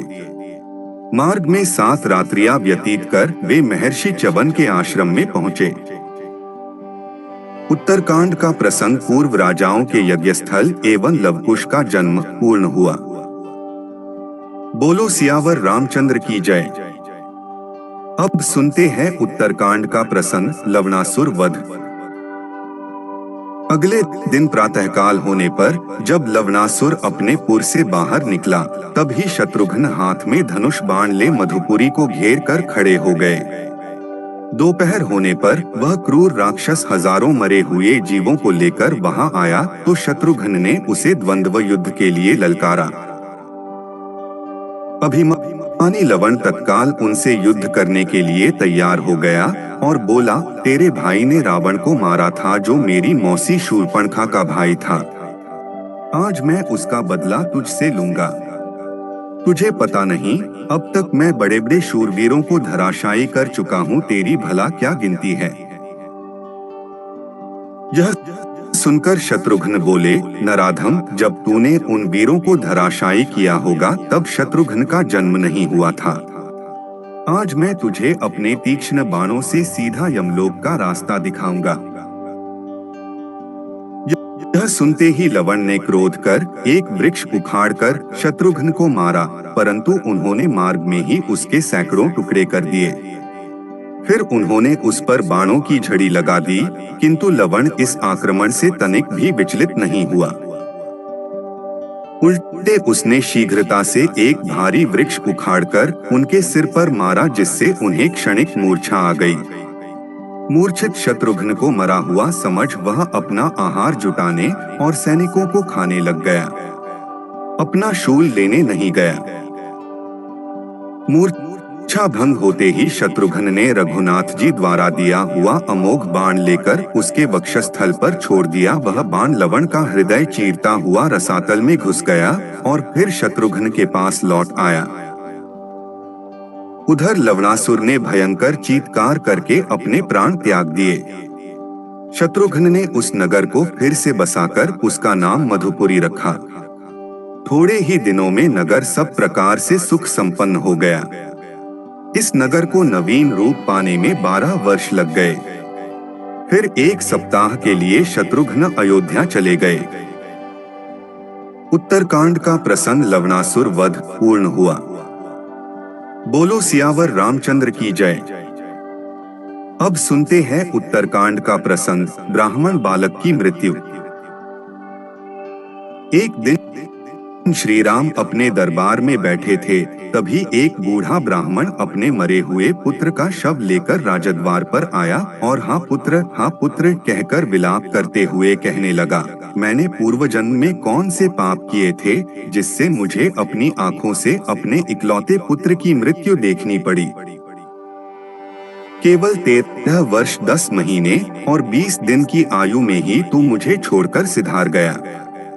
मैंने इस जन्म में कोई पाप या मिथ्या भाषण भी नहीं किया, फिर तेरी अकाल मृत्यु क्यों हुई? इस राज्य में ऐसी दुर्घटना पहले कभी नहीं हुई। निसंदेह यह श्री राम के ही किसी दुष्कर्म का फल है। उनके राज्य में ऐसी दुर्घटना घटी है। यदि श्री राम ने तुझे जीवित नहीं किया तो हम स्त्री पुरुष यहीं राजद्वार पर भूखे प्यासे रहकर अपने प्राण त्याग देंगे। श्री राम, फिर तुम इस ब्रह्महत्या का पाप लेकर सुखी रहना। राजा के दोष से जब प्रजा का विधिवत पालन नहीं होता, तभी प्रजा को ऐसी विपत्तियों का सामना करना पड़ता है। इससे स्पष्ट है कि राजा से ही कहीं कोई अपराध हुआ है। इस प्रकार की बातें करता हुआ वह विलाप करने लगा। जब श्री रामचंद्र जी इस विषय पर मनन कर रहे थे, तभी वशिष्ठ जी 8 ऋषि मुनियों के साथ दरबार में पधारे। उनमें नारद जी भी थे। श्री राम ने जब यह समस्या उनके सम्मुख रखी तो नारद जी बोले, राजन, जिस कारण से इस बालक की अकाल मृत्यु हुई वह मैं आपको बताता हूँ। सतयुग में केवल ब्राह्मण ही तपस्या किया करते थे। फिर त्रेता के आरंभ में क्षत्रियों को भी तपस्या का अधिकार मिल गया। अन्य वर्णों का तपस्या में रत होना अधर्म है। हे राजन, निश्चय ही आपके राज्य में कोई शूद्र वर्ण का मनुष्य तपस्या कर रहा है, उसी से इस बालक की मृत्यु हुई है। इसलिए आप खोज कराइए कि आपके राज्य में कोई व्यक्ति कर्तव्यों की सीमा का उल्लंघन तो नहीं कर रहा। इस बीच ब्राह्मण के इस बालक को सुरक्षित रखने की व्यवस्था कराइए। नारद जी की बात सुनकर उन्होंने ऐसा ही किया। एक और सेवकों को इस बात का पता लगाने के लिए भेजा कि कोई अवांछित व्यक्ति ऐसा कार्य तो नहीं कर रहा जो उसे नहीं करना चाहिए।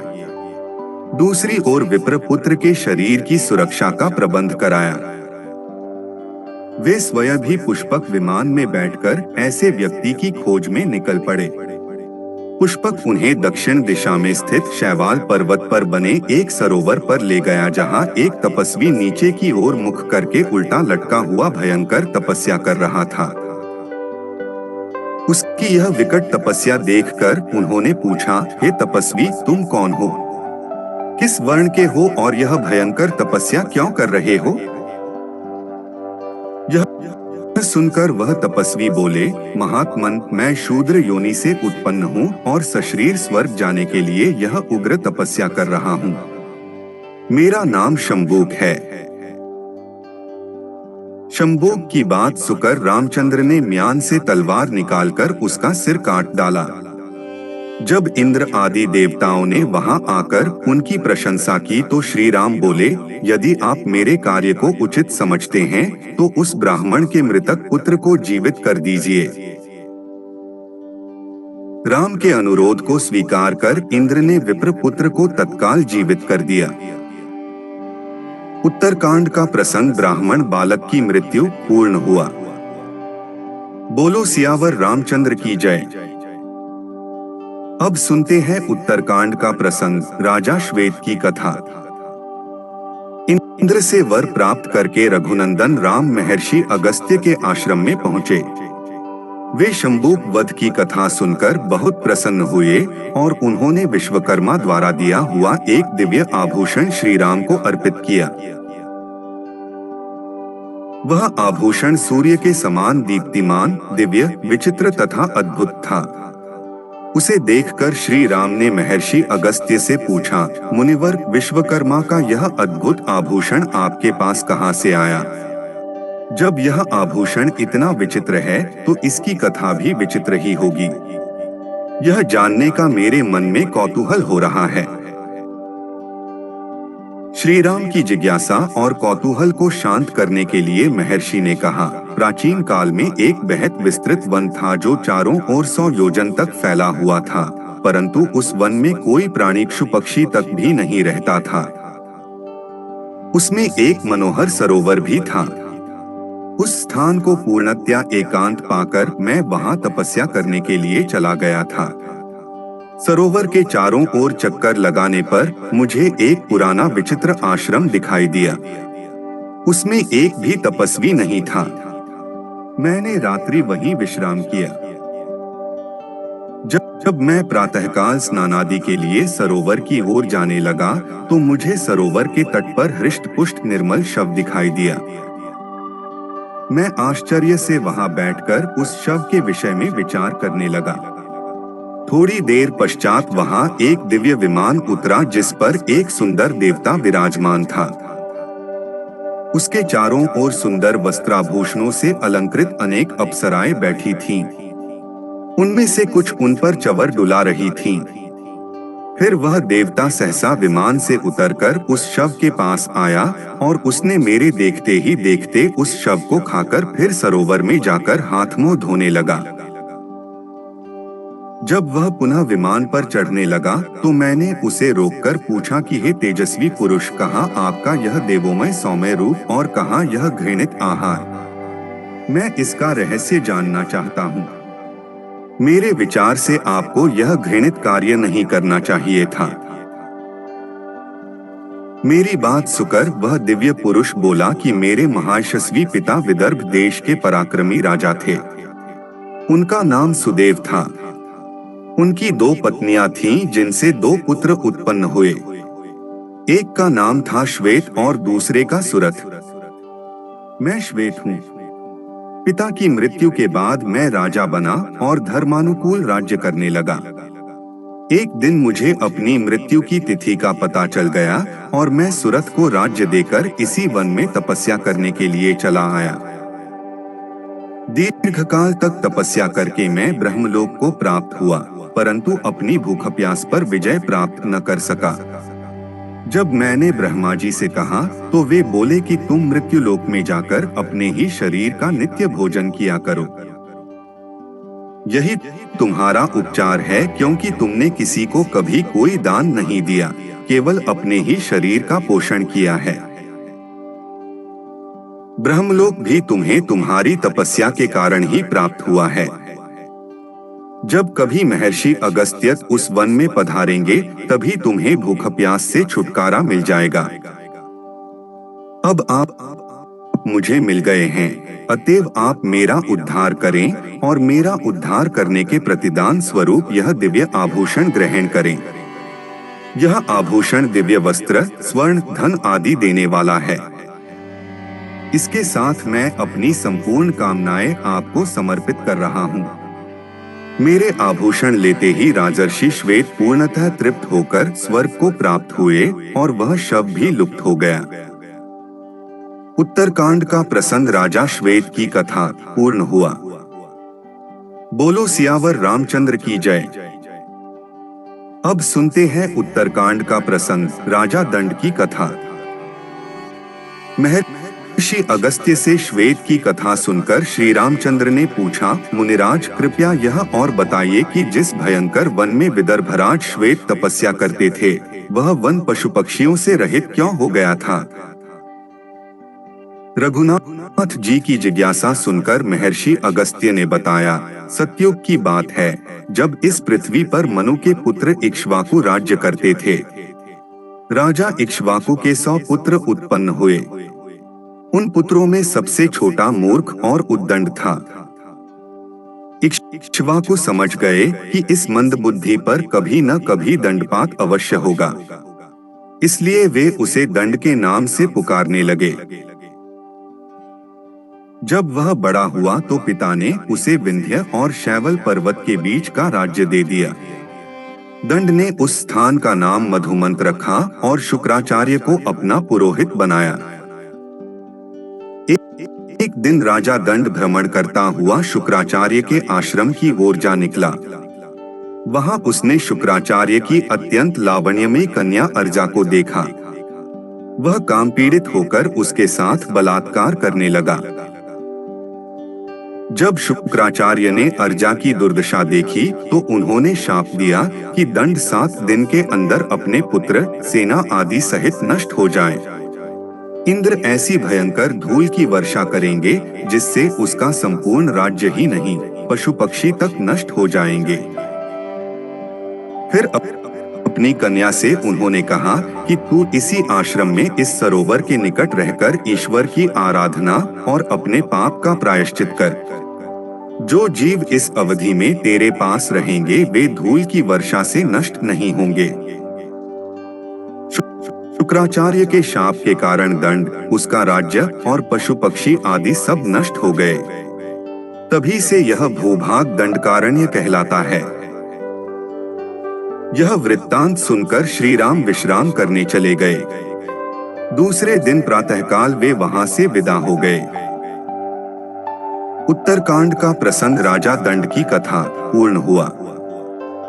बोलो सियावर रामचंद्र की जय। अब सुनते हैं उत्तरकांड का प्रसंग, वृत्रासुर की कथा। एक दिन श्री रामचंद्र जी ने भरत और लक्ष्मण को अपने पास बुलाकर कहा, हे भाइयों, मेरी इच्छा राजसूय यज्ञ करने की है, क्योंकि वह राजधर्म की चरम सीमा है। इस यज्ञ से समस्त पाप नष्ट हो जाते हैं तथा अक्षय और अविनाशी फल की प्राप्ति होती है। अतः तुम दोनों विचार कर कहो कि इस लोक और परलोक के कल्याण के लिए क्या यह यज्ञ उत्तम रहेगा। बड़े भाई के ये वचन सुनकर धर्मात्मा भरत बोले, महाराज, इस पृथ्वी पर सर्वोत्तम धर्म, यश और स्वयं यह पृथ्वी आप ही में प्रतिष्ठित है। आप ही इस संपूर्ण पृथ्वी और इस पर रहने वाले समस्त राजा भी आपको पितृतुल्य मानते हैं। अतः आप ऐसा यज्ञ किस प्रकार कर सकते हैं जिससे इस पृथ्वी के सब राजवंशों और वीरों का हमारे द्वारा संहार होने की आशंका हो। भरत के युक्तियुक्त वचन सुनकर श्री राम बहुत प्रसन्न हुए और बोले, भरत, तुम्हारा सत्य परामर्श धर्म संगत और पृथ्वी की रक्षा करने वाला है। तुम्हारा यह उत्तम कथन स्वीकार कर मैं राजसूय यज्ञ करने की इच्छा त्याग देता हूँ। तत्पश्चात लक्ष्मण बोले, हे रघुनंदन, सब पापों को नष्ट करने वाला तो अश्वमेध यज्ञ भी है। यदि आप यज्ञ करना ही चाहते हैं तो इस यज्ञ को कीजिए। महात्मा इंद्र के विषय में यह प्राचीन वृत्तांत सुनने में आता है कि जब इंद्र को ब्रह्महत्या लगी थी तब वे अश्वमेध यज्ञ करके ही पवित्र हुए थे। श्री राम द्वारा पूरी कथा पूछने पर लक्ष्मण बोले, प्राचीन काल में वृत्रासुर नामक असुर पृथ्वी पर पूर्ण धार्मिक निष्ठा से राज्य करता था। एक बार वह अपने ज्येष्ठ पुत्र मधुरेश्वर को राज्यभार सौंपकर कठोर तपस्या करने वन में चला गया। उसकी तपस्या से इंद्र का भी आसन हिल गया। वह भगवान विष्णु के पास जाकर बोले कि प्रभो, तपस्या के बल से वृत्रासुर ने इतनी अधिक शक्ति संचित कर ली है कि मैं अब उस पर शासन नहीं कर सकता। यदि उसने तपस्या के फलस्वरूप कुछ शक्ति और बढ़ा ली तो हम सब देवताओं को सदा उसके अधीन रहना पड़ेगा। इसलिए प्रभो, आप कृपा करके संपूर्ण लोगों को उसके आधिपत्य से बचाइए। किसी भी प्रकार उसका वध कीजिए। देवराज इंद्र की यह प्रार्थना सुनकर भगवान विष्णु बोले कि यह तो तुम जानते हो देवराज, मुझे वृत्रासुर से स्नेह है, इसलिए मैं उसका वध नहीं कर सकता, परंतु तुम्हारी प्रार्थना भी मैं अस्वीकार नहीं कर सकता। इसलिए मैं अपने तेज को 3 भागों में इस प्रकार विभाजित कर दूंगा जिससे तुम स्वयं वृत्रासुर का वध कर सको। मेरे तेज का एक भाग तुम्हारे अंदर प्रवेश करेगा, दूसरा तुम्हारे वज्र में और तीसरा पृथ्वी में, ताकि वह वृत्रासुर के धराशायी होने पर उसका भार सहन कर सके। भगवान से यह वरदान पाकर इंद्र देवताओं सहित उस वन में गए जहां वृत्र तपस्या कर रहा था। अवसर पाकर इंद्र ने अपने शक्तिशाली वज्र वृत्रासुर के मस्तक पर दे मारा। इससे वृत्र का सिर कटकर अलग जा पड़ा। सिर कटते ही इंद्र सोचने लगे, मैंने एक निरपराध व्यक्ति की हत्या करके भारी पाप किया है। यह सोचकर वे किसी अंधकारमय स्थान में जाकर प्रायश्चित करने लगे। इंद्र के लोप हो जाने पर देवताओं ने विष्णु भगवान से प्रार्थना की कि हे दीनबंधु, वृत्रासुर मारा तो आपके तेज से गया है, परंतु ब्रह्महत्या का पाप इंद्र को भुगतना पड़ रहा है। इसलिए आप उनके उद्धार का कोई उपाय बताइए। यह सुनकर विष्णु बोले कि यदि इंद्र अश्वमेध यज्ञ करके मुझ यज्ञ पुरुष की आराधना करेंगे तो वे निष्पाप होकर देवेंद्र पद को प्राप्त कर लेंगे। इंद्र ने ऐसा ही किया और अश्वमेध यज्ञ के प्रताप से उन्होंने ब्रह्महत्या से मुक्ति प्राप्त की। उत्तरकांड का प्रसंग वृत्रासुर की कथा पूर्ण हुआ। बोलो सियावर रामचंद्र की जय। अब सुनते हैं उत्तरकांड का प्रसंग, राजा इल की कथा। जब लक्ष्मण ने अश्वमेध यज्ञ के विशेष आग्रह किया तो श्री रामचंद्र जी अत्यंत प्रसन्न हुए और बोले, हे सौम्य, इस विषय में मैं तुम्हें राजा इल की कथा सुनाता हूँ। प्रजापति करदम के पुत्र इल वाहलीक देश के राजा थे। एक समय शिकार खेलते हुए वे उस स्थान पर जा पहुँचे जहाँ स्वामी कार्तिकेय का जन्म हुआ था और भगवान शंकर अपने सेवकों के साथ पार्वती का मनोरंजन करते थे। उस प्रदेश में शिव की माया से सभी प्राणी स्त्री वर्ग के हो गए थे। नर, पशु, पक्षी या मनुष्य कोई भी दृष्टिगत नहीं होता था। राजा इल ने भी सैनिकों सहित स्वयं को वहां स्त्री रूप में परिणत होते देखा। इससे भयभीत होकर वे शंकर जी के शरणागत हुए और उनसे पुरुषत्व प्रदान करने की प्रार्थना करने लगे। जब भगवान शंकर ने उनकी प्रार्थना स्वीकार नहीं की तो उन्होंने व्याकुल होकर गिड़गिड़ाकर उमा से प्रार्थना की। इससे प्रसन्न होकर उमा ने कहा कि मैं भगवान शंकर की केवल अर्धांगिनी हूँ, इसलिए मैं तुम्हें तुम्हारे जीवन के केवल आधे काल के लिए पुरुष बना सकती हूँ। बोलो, तुम अपनी आयु के पूर्वार्ध के लिए पुरुषत्व चाहते हो या उत्तरार्ध के लिए? इल कुछ क्षण सोचकर बोले कि देवी, ऐसा कर दीजिए कि मैं 1 मास पुरुष और 1 मास स्त्री रहा करूं। पार्वती जी ने तथास्तु कहकर उनकी इच्छा पूरी कर दी। इस वरदान के फलस्वरूप इल प्रथम मास में त्रिभुवन सुंदरी नारी बन गए तथा इल से इला कहलाने लगे। इल उक्त क्षेत्र से निकलकर उस सरोवर पर पहुंचे जहां सोमपुत्र बुध तपस्या कर रहे थे। इला पर दृष्टि पड़ते ही बुध उस पर आसक्त हो गए एवं उसके साथ रमण करने लगे। उन्होंने राजा के साथ आए स्त्री रूपी सैनिकों का वृत्तांत जानकर उन्हें किमपुरुषी किन्नरी होकर पर्वत के किनारे रहने का निर्देश दिया। उन्होंने आग्रह करके इल को 1 वर्ष के लिए वहीं रोक लिया। 1 मास पश्चात इला ने इल के रूप में पुरुषत्व प्राप्त किया। अगले मास वे फिर नारी बन गए। इसी प्रकार यह क्रम चलता रहा और 9वें मास में इला ने पुरुरवा को जन्म दिया।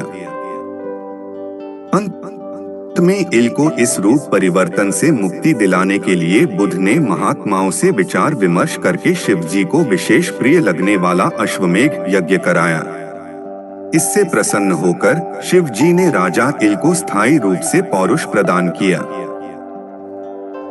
श्री रामचंद्र जी बोले, हे महाबाहु, वास्तव में अश्वमेघ यज्ञ अमित प्रभाव वाला है। उत्तरकांड का प्रसंग राजा इल की कथा पूर्ण हुआ। बोलो सियावर रामचंद्र की जय।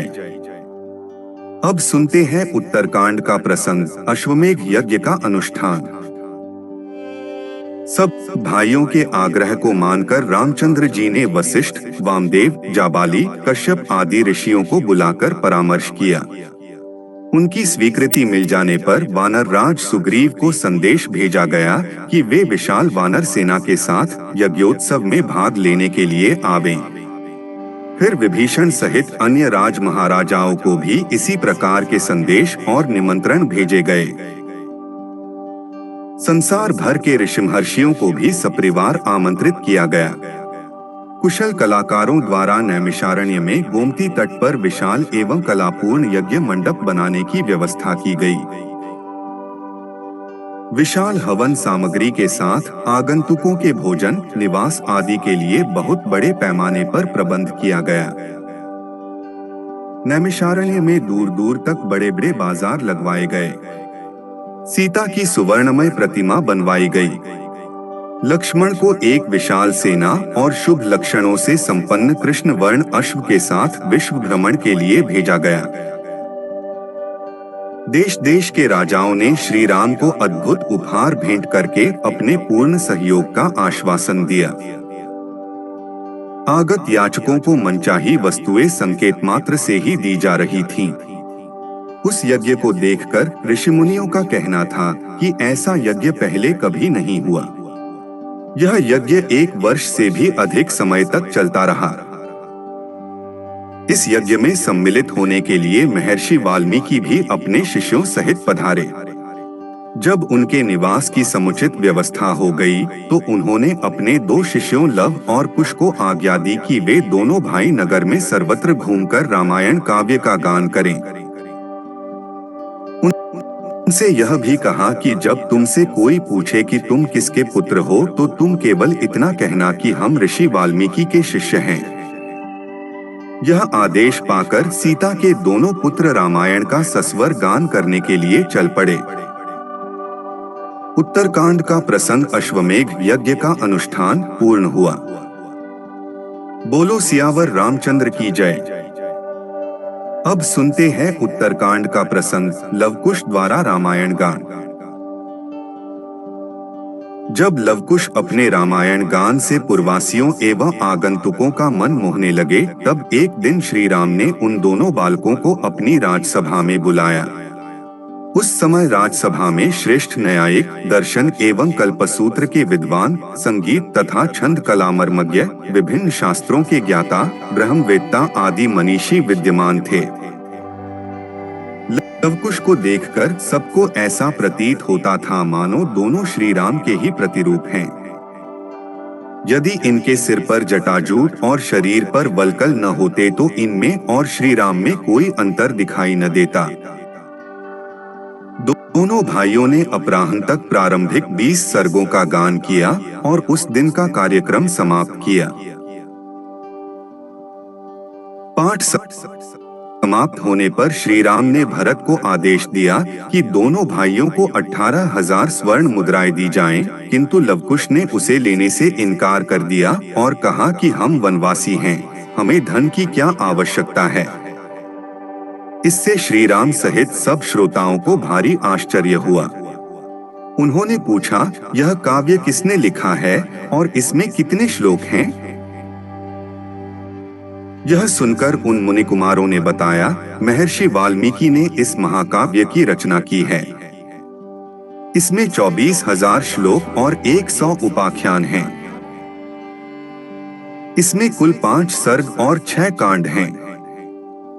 इसके अतिरिक्त उत्तरकांड इसका 7वां कांड है। आपका चरित्र ही इस महाकाव्य का विषय है। यह सुनकर रघुनाथ जी ने यज्ञ समाप्त होने के पश्चात संपूर्ण महाकाव्य सुनने की इच्छा प्रकट की। इस काव्यकथा को सुनकर उन्हें पता चला कि कुश और लव सीता के ही सुपुत्र हैं। उत्तरकांड का प्रसंग लवकुश द्वारा रामायण गान पूर्ण हुआ। बोलो सियावर रामचंद्र की जय। अब सुनते हैं उत्तरकांड का प्रसंग, माता सीता का रसातल प्रवेश।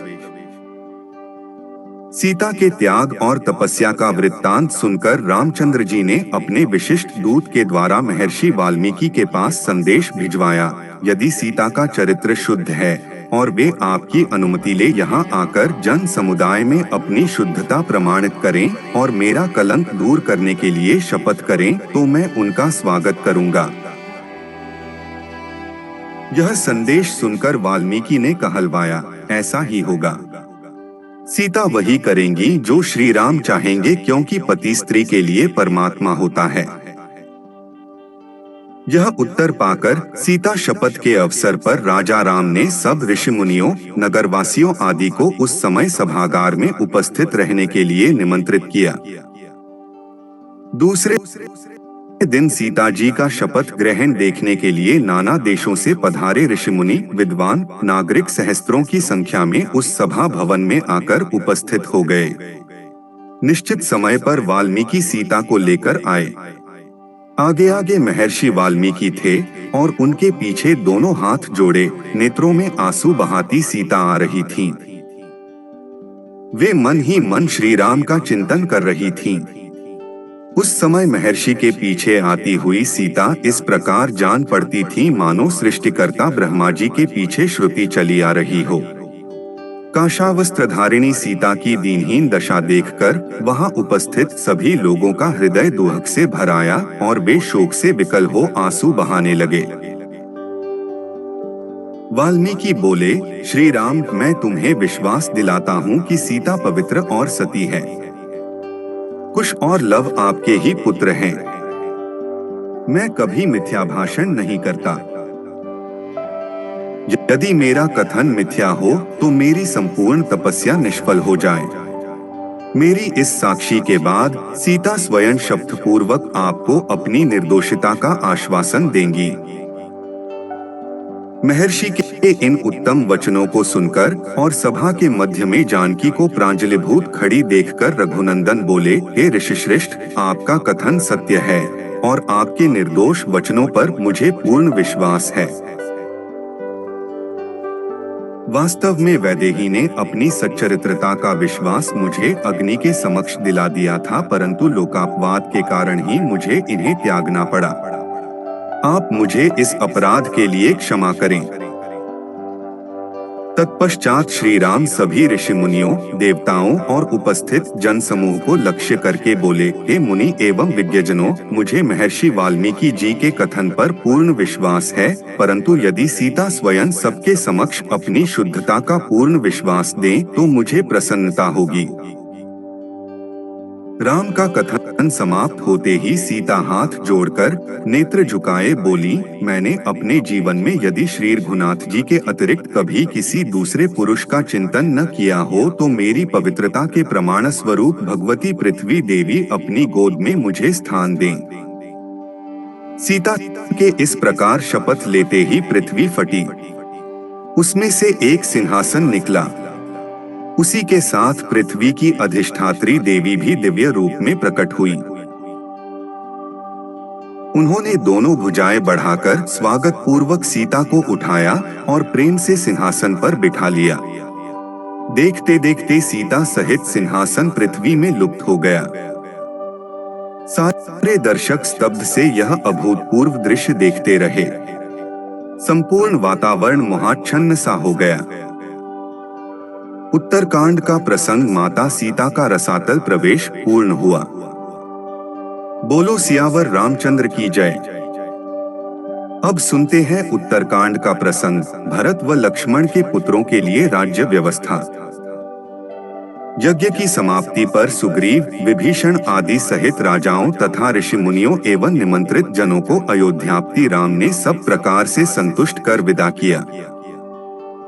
इसके पश्चात उन्होंने राजकाज में मन लगाया। प्रजा का पालन करते हुए उन्होंने असंख्य यज्ञ एवं धार्मिक अनुष्ठान किए। उनके राज्य की महिमा दूर दूर तक फैल रही थी। प्रजा सब प्रकार से सुखी और संपन्न थी। पुत्रों एवं पौत्रों की समृद्धि एवं श्रद्धा से घिरी हुई माता कौसल्या ने इस संसार का त्याग किया। उनकी मृत्यु के पश्चात कैकेयी, सुमित्रा भी परलोकगामिनी हो गईं। भरत के पुत्र तक्ष और पुष्कल जब बड़े हुए तो कैकेयनरेश तथा भरत के मामा युधाजित ने श्री राम के पास संदेश भेजा कि सिंधु नदी के दोनों तटों पर गंधर्व देश बसा हुआ है। उस प्रदेश में गंधर्वराज शैलूष अपने 3 करोड़ महापराक्रमी गंधर्वों के साथ राज्य करते हैं। यदि आप उस प्रदेश को जीतकर सिंधु देश के दोनों ओर के प्रांतों को तक्ष और पुष्कल को सौंप दें तो अति उत्तम हो। कैकेय नरेश की आज्ञा को शिरोधार्य कर श्री राम ने भरत को गंधर्व देश पर आक्रमण का आदेश दिया। कैकेय नरेश युधाजित भी अपनी सेना लेकर भरत के साथ आ मिले। दोनों सेनाओं ने मिलकर गंधर्वों की राजधानी पर धावा बोल दिया। दोनों ओर की सेनाएं भयंकर गर्जन करती हुई परस्पर युद्ध करने लगी। देखते देखते समर भूमि में रक्त की नदियां बह गईं। सैनिकों के रुंडमुंड उस शोणित सरिता में जल जंतुओं की भांति बहते दिखाई देने लगे। 7 दिन तक यह भयानक युद्ध चलता रहा। अंतिम दिन वीर भरत ने संवर्त नामक अस्त्र का प्रयोग करके गंधर्व सेना का सर्वनाश कर दिया। इस प्रकार गंधर्वों को परास्त कर भरत ने 2 सुंदर नगरों की स्थापना की। एक का नाम तक्षशिला रखा और तक्ष को वहां का राजा बनाया। दूसरे का नाम पुष्कलावत रखकर उस पुष्कल को सौंप दिया। नए अधिपतियों के शासन में दोनों नगरों ने अभूतपूर्व उन्नति की। 5 वर्ष पश्चात भरत अयोध्या लौट आए। इसके पश्चात श्री रामचंद्र ने भरत के परामर्श से लक्ष्मण के पुत्र अंगद के लिए कारुमथ में और चंद्रकांत के लिए चंद्रकांत नगर का निर्माण किया और उन्हें वहां का राजा बनाया। राजा काज की समुचित व्यवस्था करने के लिए उन्होंने अंगद के साथ लक्ष्मण को और चंद्रकांत के साथ भरत को भेजा, जो 1 वर्ष तक वहां का समुचित प्रबंध करके अयोध्या लौट आए। उत्तरकांड का प्रसंग भरत व लक्ष्मण के पुत्रों के लिए राज्य व्यवस्था पूर्ण हुआ। बोलो सियावर रामचंद्र की जय। अब सुनते हैं उत्तरकांड का प्रसंग, लक्ष्मण का परित्याग। जब इस प्रकार राज्य करते हुए श्री रघुनाथ जी को बहुत वर्ष व्यतीत हो गए, तब एक दिन काल तपस्वी के वेश में राजद्वार पर आया। उसने संदेश भिजवाया कि मैं महर्षि अतिबल का दूत हूँ और अत्यंत आवश्यक कार्य से श्री रामचंद्र जी से मिलना चाहता हूँ। संदेश पाकर राजचंद्र जी ने उसे तत्काल बुला भेजा। काल के उपस्थित होने पर श्री राम ने उन्हें सत्कार पूर्वक यथोचित आसन दिया और महर्षि अतिबल का संदेश सुनाने का आग्रह किया। यह सुनकर मुनिवेशधारी काल ने कहा, यह बात अत्यंत गोपनीय है। यहाँ हम दोनों के अतिरिक्त कोई तीसरा व्यक्ति नहीं रहना चाहिए। मैं आपको इसी शर्त पर उनका संदेश दे सकता हूँ कि यदि बातचीत के समय कोई व्यक्ति आ जाए तो आप उसका वध कर देंगे। श्री राम ने काल की बात मानकर लक्ष्मण से कहा, तुम इस समय द्वारपाल को विदा कर दो और स्वयं ड्योढ़ी पर जाकर खड़े हो जाओ। ध्यान रहे, इन मुनि के जाने तक कोई यहाँ आने न पाए। जो भी आएगा मेरे द्वारा मारा जाएगा। जब लक्ष्मण वहां से चले गए तो उन्होंने काल से महर्षि का संदेश सुनाने के लिए कहा। उनकी बात सुनकर काल बोला, मैं आपकी माया द्वारा उत्पन्न आपका पुत्र काल हूँ। ब्रह्मा जी ने कहलाया है कि आपने लोगों की रक्षा करने के लिए जो प्रतिज्ञा की थी वह पूरी हो गई। अब आपके स्वर्ग लौटने का समय हो गया है। वैसे आप अब भी यहाँ रहना चाहें तो आपकी इच्छा है। यह सुनकर श्री राम ने कहा, जब मेरा कार्य पूरा हो गया तो फिर मैं यहाँ रहकर क्या करूँगा? मैं शीघ्र ही अपने लोक को लौटूंगा। जब काल रामचंद्र जी से इस प्रकार वार्तालाप कर रहा था, उसी समय राजप्रासाद के द्वार पर महर्षि दुर्वासा रामचंद्र से मिलने आए। वे लक्ष्मण से बोले, मुझे तत्काल राघव से मिलना है। विलंब होने से मेरा काम बिगड़ जाएगा, इसलिए तुम उन्हें तत्काल मेरे आगमन की सूचना दो। लक्ष्मण बोले, वे इस समय अत्यंत व्यस्त हैं। आप मुझे आज्ञा दीजिए, जो भी कार्य हो मैं पूरा करूंगा। यदि उन्हीं से मिलना हो तो आपको 2 घड़ी प्रतीक्षा करनी होगी। यह सुनते ही मुनि दुर्वासा का मुख क्रोध से तमतमा आया और बोले, तुम अभी जाकर राघव को मेरे आगमन की सूचना दो। यदि तुम विलंब करोगे तो मैं शाप देकर समस्त रघुकुल और अयोध्या को अभी इसी क्षण भस्म कर दूंगा। ऋषि के क्रोधयुक्त वचन सुनकर लक्ष्मण सोचने लगे, चाहे मेरी मृत्यु हो जाए, रघुकुल का विनाश नहीं होना चाहिए। यह सोचकर उन्होंने रघुनाथ जी के पास जाकर दुर्वासा के आगमन का समाचार जा सुनाया। रामचंद्र जी काल को विदा कर महर्षि दुर्वासा के पास पहुँचे।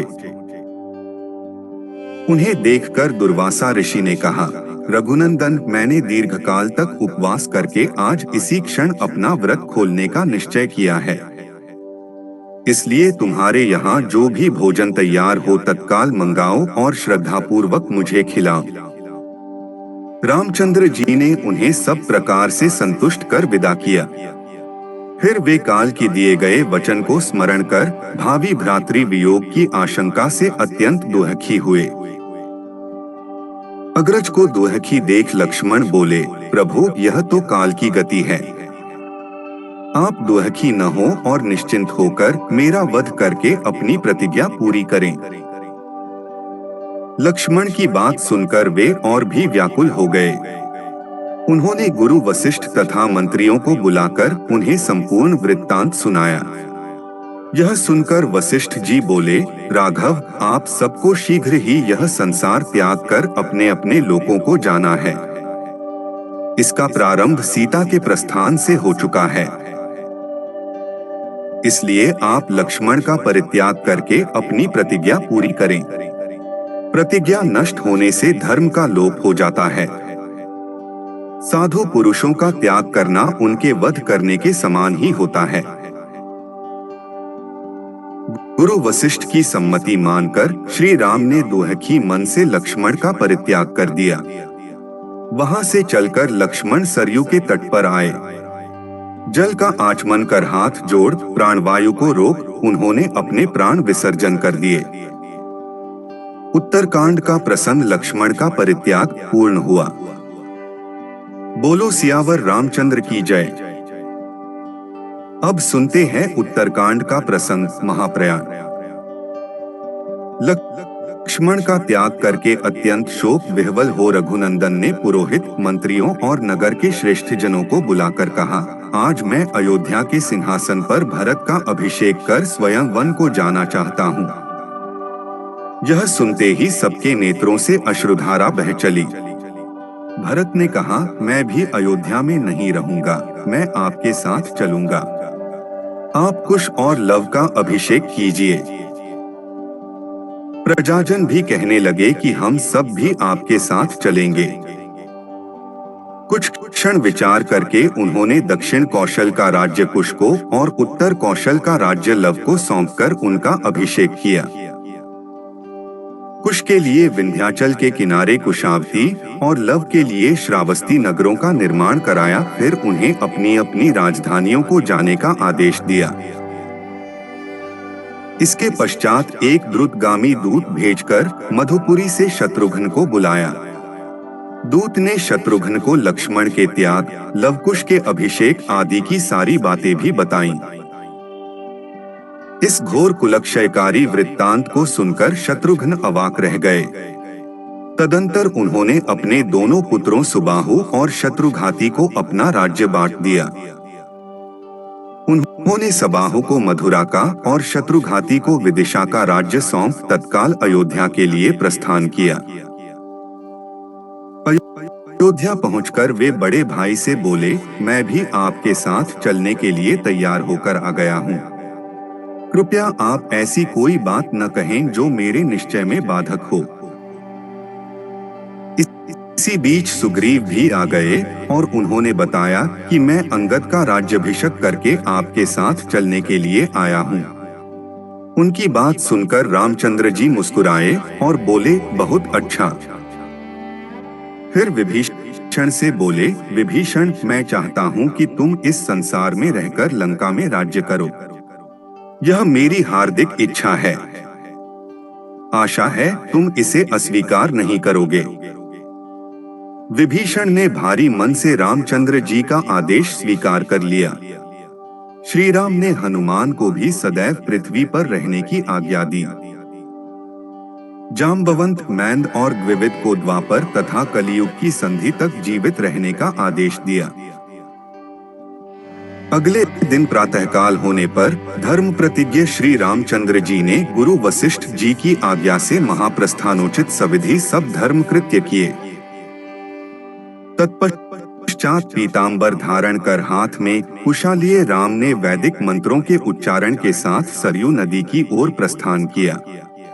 नंगे पैर चलते हुए वे सूर्य के समान प्रकाशमान मालूम पड़ रहे थे। उस समय उनके दक्षिण भाग में साक्षात लक्ष्मी, वाम भाग में भूदेवी और उनके समक्ष सहार शक्ति चल रही थी। उनके साथ बड़े बड़े ऋषि मुनि और समस्त ब्राह्मण मंडली थी। वे सब स्वर्ग का द्वार खुला देख उनके साथ चले जाते थे। उनके साथ उनके राजमहल के सभी आबाल वृद्ध स्त्री पुरुष भी चल रहे थे। भरत व शत्रुघ्न भी अपने अपने रनवासों के साथ श्री राम के संग संग चल रहे थे। सब मंत्री तथा सेवकगण अपने परिवारों सहित उनके पीछे हो लिए। उन सबके पीछे मानो सारी अयोध्या ही चल रही थी। मस्त वृक्ष और वानर भी किलकारियां मारते, उछलते कूदते, दौड़ते हुए चले। इस समस्त समुदाय में कोई भी दुखी अथवा उदास नहीं था, बल्कि सभी इस प्रकार प्रफुल्लित थे जैसे छोटे बच्चे मनचाहा खिलौना पाने पर प्रसन्न होते हैं। इस प्रकार चलते हुए वे सरयू नदी के पास पहुंचे। उसी समय सृष्टिकर्ता ब्रह्मा जी सब देवताओं और ऋषियों के साथ वहां आ पहुंचे। श्री राम को स्वर्ग ले जाने के लिए करोड़ों विमान भी वहां उपस्थित हुए। उस समय समस्त आकाशमंडल दिव्य तेज से दमकने लगा। शीतल मन सुगंधित वायु बहने लगी। आकाश में गंधर्व दुंदुभिया बजाने लगे, अप्सराएं नृत्य करने लगी और देवतागण फूल बरसाने लगे। श्री श्री रामचंद्र जी ने सभी भाइयों और साथ में आए जन समुदाय के साथ पैदल ही सरयू नदी में प्रवेश किया। तब आकाश से ब्रह्मा जी बोले, हे राघव, हे विष्णु, आपका मंगल हो। हे विष्णुरूप रघुनंदन, आप अपने भाइयों के साथ अपने स्वरूप भूत लोक में प्रवेश करें।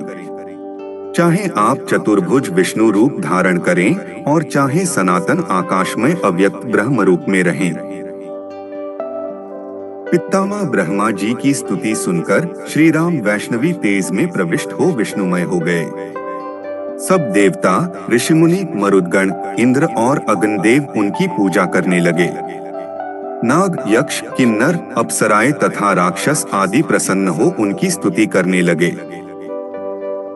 तभी विष्णु रूप श्री राम ब्रह्मा जी से बोले, हे सुव्रत, ये जितने भी जीव स्नेहवश मेरे साथ चले आए हैं, ये सब मेरे भक्त हैं। इस सबको स्वर्ग में रहने के लिए उत्तम स्थान दीजिए।